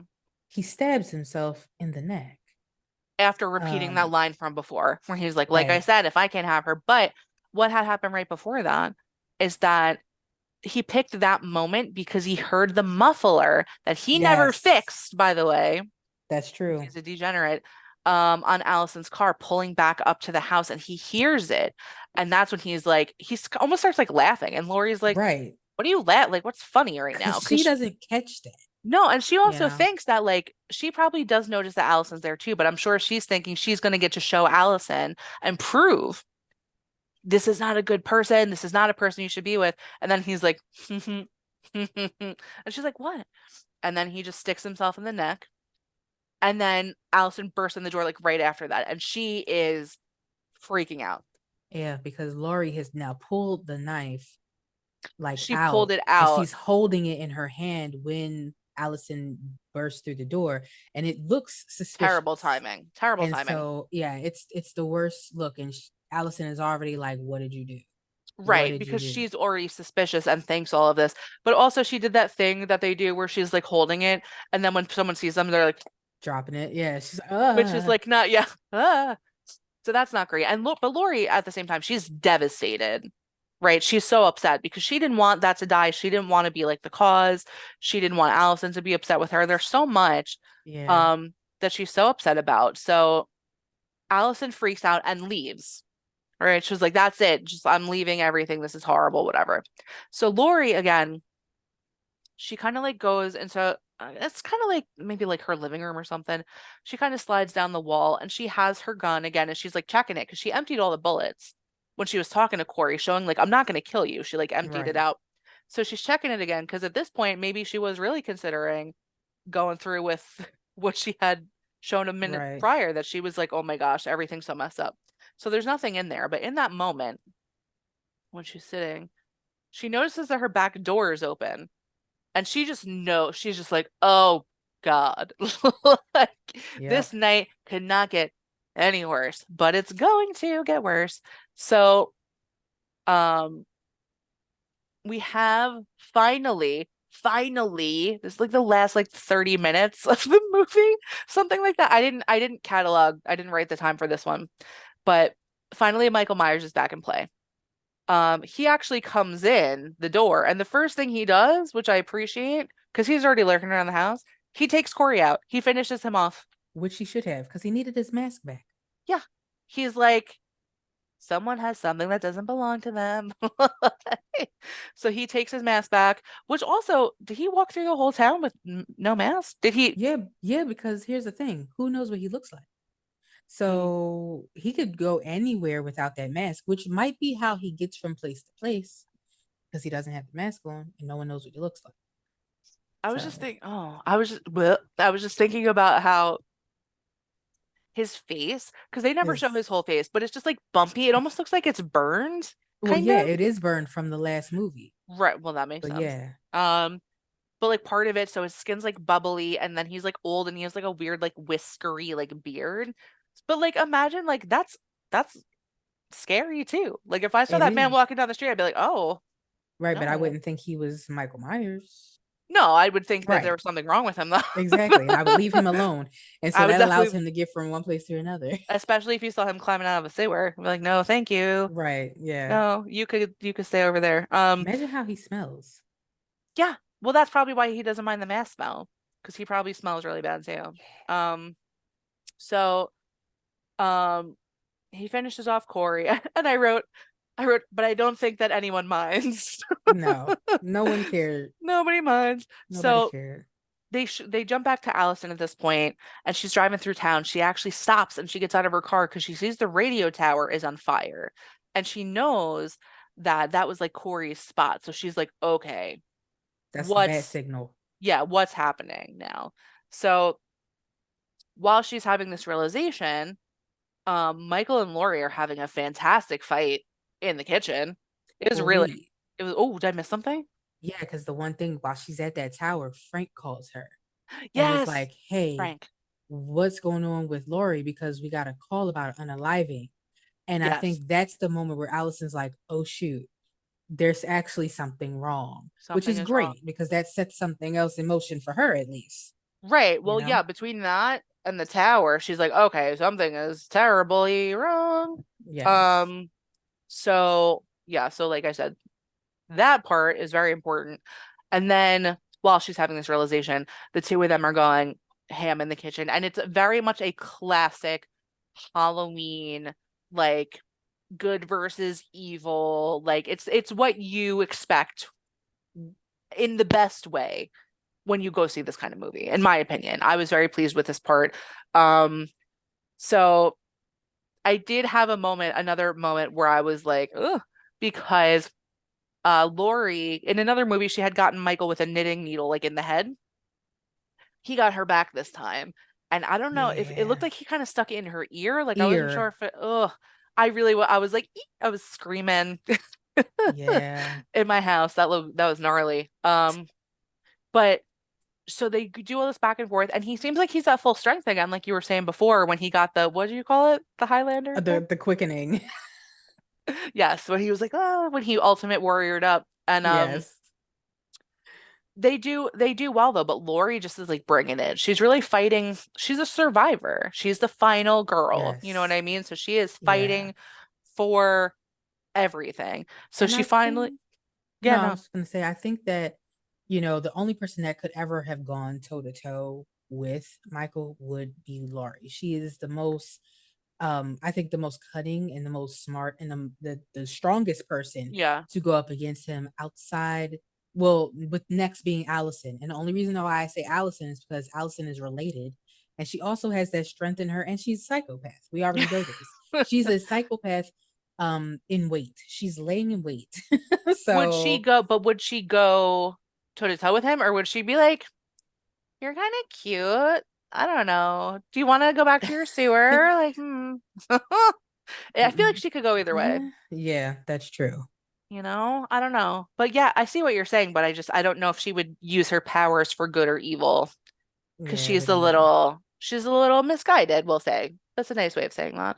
Um, so Lori, after all this, she finally gets him. She kind of gets him like she knocks him out a little bit and she gets him on, it's like a block in her, like almost like a butcher block island, kind of. Hmm. Um, and she actually hammers his hands into it with knives and a pan.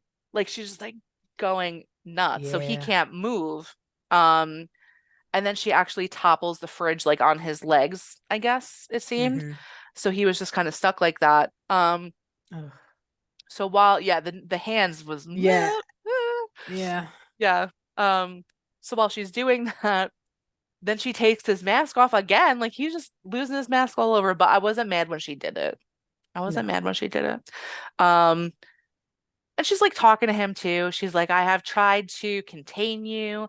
I have tried to forgive you. Like there's this whole speech she makes. And I don't think, does he even understand? Like, I think he does understand because how else would he have known to follow Corey to Dr. Mathis's house no, you're right. and stuff? So I think that while, and I think he, when he was in the, because he was in jail, basically in a psych ward type part Yeah. of the jail, he understood stuff then too. So Yeah. I think while he can understand, he just chooses not to speak for whatever reason, which makes him more creepy. But I know he Yeah. probably understood what she was Yeah. saying. That makes sense. I don't think he cares though. No, he definitely didn't care because he No. interrupted her right while she was talking. He's just like a machine. Like he's just like, Yes. no. But then the part this also gave me the ick very much. So she's doing her little monologue and he rips his entire hand out. Like Ugh. the knife is through his hand, right? And he like just rips the whole thing, like the knife through his hand essentially, because it's stationary. Um, and he just gets it around Laurie's neck again. This is signature. He I do make a lot of parallels between Michael Myers and The Undertaker because they do a lot they do a They're lot of the very same. similar. They are. Um, except Michael Myers does not wear quite as much eyeliner as The Undertaker That is does, true. but that's all. Um, so that's happening, and Laurie's like, "Bleh," like she's really choking. So at that moment, Allison runs in, saves the day, and with superhuman strength, she's like, no, and she just breaks his arm. Like, And this oh is my, why I said Allison next to Lori, Allison could do it too because yeah, she yeah, came in with like you said that superhuman strength, yeah, probably the strength of who Michael's like her great uncle. So yeah. so yeah, she has his strength in her too, and she comes and breaks his Woo. arm, But I was like, oh my and gosh, the force that was behind that. yeah, Um, that's really something. because Um, mind you, Lori in that moment was begging him to kill her. she was like, do Or it. sorry, unalive her. My bad. No, it's okay. It's Um, okay. so she But was, it was like a challenge though. She was like, just yeah, do it. Go just ahead. do it. Do it. Do Right. it. And he was like, okay. Like That's why he was Allison, trying it. right. That's why Allison was like, I'm not going to allow this to happen. Like, no, Yeah. you're not going to do this. Yeah. She's Mm-mm. like, after all this is not what's gonna happen. So they do that, and then just after that happens, Frank and crew bust in because they are coming to investigate Laurie's call. But the first thing they see is Corey because he's kind of lying in the entryway um with his Michael Myers costume on. Stupid. And then they can see through because like the kitchen and the island is kind of like directly back from the front door. So he's walking towards it and he's like, "Oh." Like Yeah, he because sees the girl standing there. Yeah. at this point, they've taken not the knives to ensure that Mike is not going to come back. And they've Oh, right.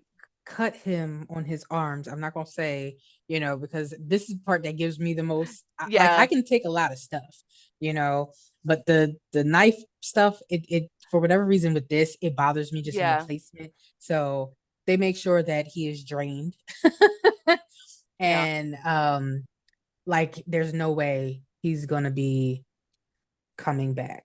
It was almost like a partial unprofessional embalming, It I'll say. was. It was. That's a That's good way. basically what it That's a good was. way to put it. Um, so they see all that and they all collectively decide that they are going to end everything for once and for all. So they basically do they do a little like Michael Myers like parade almost where they tie him to the roof of Allison's car with her noisy muffler. They tie him to there. And then they get like a police escort and the whole town essentially meets them at the what was I calling it? The Junkyard and Mechanic Emporium. Which how did they all know this? Like this is the part for me that it's like it's a lot. It's like I Yeah. understand that, going back to what Laurie said in the beginning about the town being like on its head and whatnot, and they need some type of closure and whatnot. This is giving them the closure. And I love how all the characters come together. They even had the cop from one of the other movies come in. He's like, Yeah, "This is yeah. how we doing it today," Yeah. They were like, which I this is not love. how it's done. He's like, it is today. Like, Right. forget you. Yep. Which I love that, but it's also just it's weird. It's like who told all these people that we were processing through through the streets? Who told them to meet us Right. at the junkyard? Like how did all this happen? Because everyone from town that was able to be there was there. They didn't have Right. a bullhorn telling people like, well, how did this happen? Yeah. It was very, yeah. I mean, it's very, even like old back in the day when they used to do like public executions, they would post like a bulletin and it would be like, hey, on Wednesdays in the square, Right. like meet us for whatever. It was, and this was very like short notice, but I don't know. So they take him there, the whole town comes, and Lori, I believe, has the distinct honor of throwing him essentially into like this like Grinder or something. crusher, Yeah. like it almost reminded me of like a chipper shredder from back in the day. My grandpa used to have one. I don't know if you guys remember remember those. Um, but it was enormous and they just threw his whole body in there and then it basically I And don't even Allison flips the switch, so they both had a part in it. they both got to have a hand in it and his body just kind of like smushed and it made a fantastic explosion of blood, which I was like, oh, like even still I was like, oh, that's And yucky. even seeing that for some reason when I was in the movie theater, I said he's not dead. Listen, After all of that. he's come back from so many things before that like Yes. ugh, it was yeah, that part was pretty interesting. Um and then we kind of end with Allison leaving Haddonfield. She packs up her stuff and she's getting out of Dodge. Lori is at her house. She's all kind of banged up and whatever. And Frank very sweetly goes and leaves her so like a bunch of fresh vegetables So and like sweet. a little flower plant or something. It was cute. And it's funny because he goes, no, I just want to come see how you were and I want to know, let you know I was thinking about you or whatever.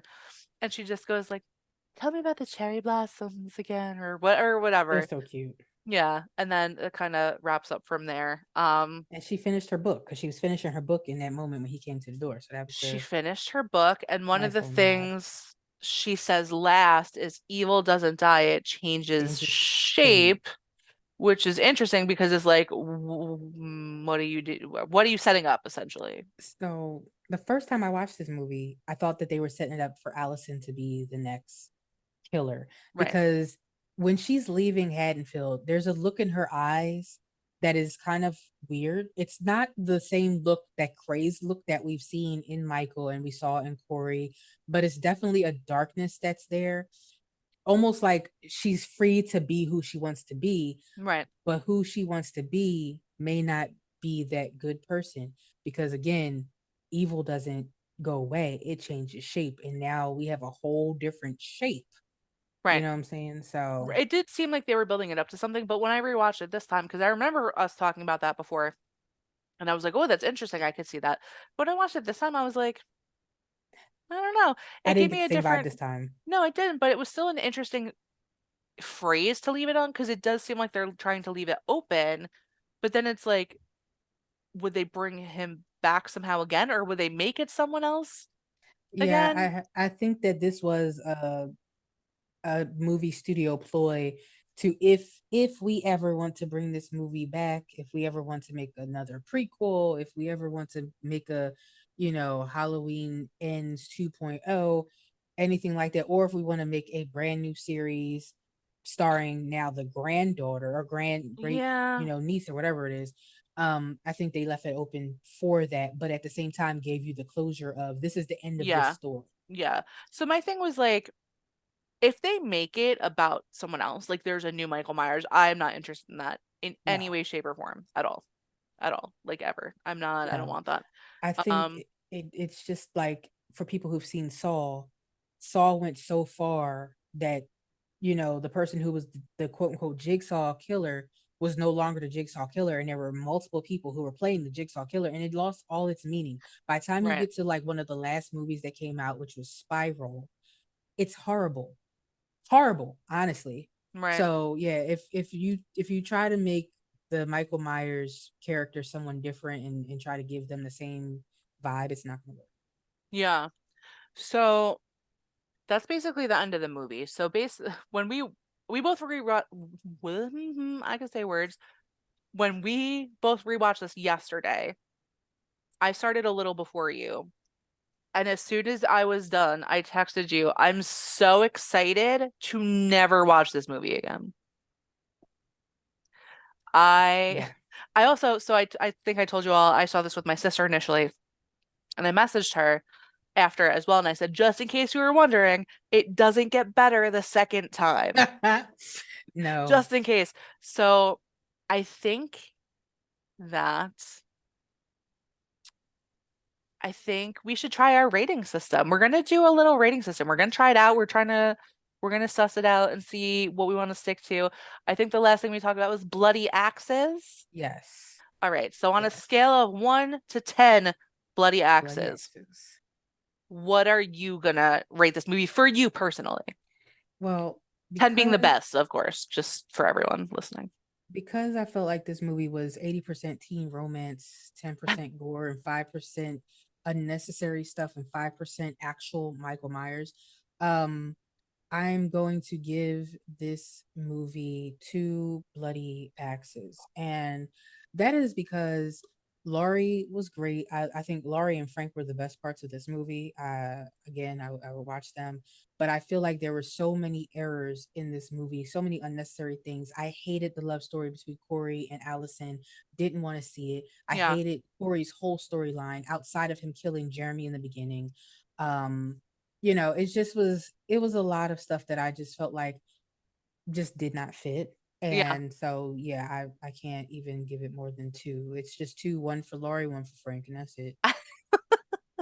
I love I love that. And honestly, I don't know. I feel like our ratings are always going to be a little bit disproportionate one way or the other because I feel like we both are very strongly opinionated. But the fact that this had Michael Myers and Laurie in it for me gave me an automatic 5 because I enjoyed their scenes together. But I can only give it a 5 because of them and nothing else. There was nothing else I liked aside from, like you said, the beginning was solid. Right. I am only giving it that for the original characters and the way they interacted together because even the scenes where Michael was in them, like when he was with Corey, I did not enjoy those interactions. I did not like, No. I hated seeing him be bullied by this little Yes. twerpy guy. Because it was out of character. It really felt like such a weird thing. And the other thing that was so weird to me about this is that the movie is called Ends. Halloween ends. So you would think, again, I know I said this earlier, that Michael Myers is going to be in this and they're going to wrap up the story. And it's like you get a lot of screen time of him and there's a lot of like the typical stuff you're expecting.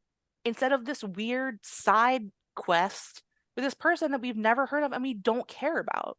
Right. So I do feel very strongly about that. Um, but like I said, I love Michael Myers. I love him. I love Jamie Lee. So 5 for them only. Um, even what does it say here? So this is interesting. So on Wikipedia, um, he said, who is this? One of the directors or like co-writers said, following the success of the first film in July 2019, so the first of this trilogy, Halloween, the film's title was announced along with Halloween Kills. Green intended to give each film in the trilogy its own unique theme. Halloween Ends being a love story. Why would you end a trilogy and a series? Like, because potentially this could be the last Halloween ever. Potentially. Yeah, Like, we don't know. So why is that the thing? And then it says John Carpenter described the film as a departure from his predecessors. And I feel like that's very kind. He's it like, well, was. it certainly is a departure, but he wasn't like saying it was terrible. But honestly, I don't think it was good. No, I don't either. Did I you don't either. read other people's like takes on it? Did I you see? did. I was very surprised to see that many people actually liked it. I know. And I was really thrown off by that. And funny enough, because, in the beginning I said that Halloween Kills was my favorite, and a lot of Yeah, people didn't like that. Um, and I just feel like I don't understand. Here's the thing. If I look at the movie, taking away the fact that, um, Michael Myers wasn't really in this movie except for probably 30 minutes at the max out of, an hour and 50 minutes. He might have been in it 30 minutes, if that's that, so crazy. maybe even 20 minutes. Right. But, if I take that away and I actually look at it from a creative standpoint, the movie was very well done. It had a really good soundtrack. Yeah. It had it was shot very well. I think the scenes where there were people getting killed were done good. I think the scenes where there was a stylistic choice to like blur out, like you said, when Yeah. Billy the Bully was getting like his face blowtorched, or Billy. even when, yeah, or even like it was another scene too. Oh, at the scene where the receptionist at Willie's Yes. place was getting beat up and killed in the background, Yeah. or unalived in the background. I think like those choices were really good. And I think honestly, if we had had more development between Corey and Allison, maybe stemming from the second movie into this, I think that even that would have been much better. And I could have accepted this love story and the descent into madness and him turning into a mini Michael Myers. They I could could have have set it up understood. better. Yeah. Yes. And I think that's one of my original thoughts too about this movie. I felt like Halloween Kills should have been the last movie. I feel like they should have, and but with changes, Yeah. because Halloween Kills, for anyone who hasn't seen it, and again, spoilers, because at this point that movie is many many years old. It's older than the movie we just talked about. So in that movie there's a scene where the whole town, including Frank and everything, they have a plan to basically jump Michael, and they do a really good job, and they're getting the upper hand on him quite a bit, and they're beating him up, and it seems like they're going to take him down. And Right. I feel like had we seen that scene, and then Michael still prevails in that scene, I feel like if we had that scene with Michael getting up, and then we had the fight scene between he and Laurie later on, I think that would have been much better, because I feel like, though the scene between Laurie and Mike is classic and great, it was anticlimactic for me, because I feel like Yeah. it was quick. We didn't get a build up to it. We didn't feel like, oh, this is it. It was just like he snuck in the door and you're like, okay. And then they were fighting. And the fight was great. It Yeah. was choreographed perfectly, but I just feel like it could have been more build up. Yeah. We had build up with Corey that we didn't want. Ugh, we really didn't want it. I'll agree with you. I think the fact that I was so disappointed of the lack of Michael Myers that when he did show up, I was like, oh, thank God. And that's why I even gave it a five. Do you know what I mean? I gave it a five Yes. because I was like so relieved to see him. But objectively, it didn't have the buildup. It didn't have the like, oh, it's all happening. It just had the like, well, at least he's here. Like Right. it lowered the bar so much. But I do like your idea. I also think it would have been interesting. Um, to even switch the movie names, the movie titles. If Halloween Ends, if you think about it, was the second one, because what they kept saying, the guy who's in all the 80s movies, the blonde guy who was the like one of the leads in that movie who died. Spoilers, everyone, again. I can't Oh, remember. I'm gonna have to look him up. Um, they kept saying he started to chant like evil dies tonight. Evil Oh Dies yes, Tonight. I know who you're talking about too. Why I want to call him Billy too. My gosh. Um, He was in like all the like all of the 16 movies. Candles, like he was in all those. Anyway, Yeah, I'll find it. He was in Breakfast Club. You got everyone's probably screaming that name right now too. They're like, it's this. exactly. I'm sorry. Um, but I think it would have been interesting because people kept saying that. And even when I saw it last time, I remember writing on Facebook a joke like when I saw this one that I was like, Evil Dies Tonight, maybe again. I don't know. Because they kept saying that last time. So Yeah, Halloween Ends would have been a great name for the second one because it's almost like a fake out. Whereas this one is telling me Halloween Ends and almost setting a higher bar that this is the last movie, you better bring it. And they did not bring it. They did not yep, bring it at all. yep. And that's what I'm saying. Like, I definitely should have know. switched them. And I like I that like idea that. too, switching the titles even because, like you said, that Evil Dies Tonight would have been great in the final movie as Halloween Kills because now he's killed. He's been killed. You know what Right. I'm saying? So, I want to find that guy's name because it's driving me crazy. Anthony Michael Hall. okay, Oh my yes. God. Okay. Um, oh, I don't know if you can hear my cat screaming in the background. Apologies, everyone, No. if you can. I have two cats. He's very loud. But even it's hard to recognize him because he's older, but he looks like beefed up a little bit because he was always real skinny back in the day when he was in all those He other was beefed movies. up in that movie though, in the He sure second one. was. And he had like a Yeah. baseball bat.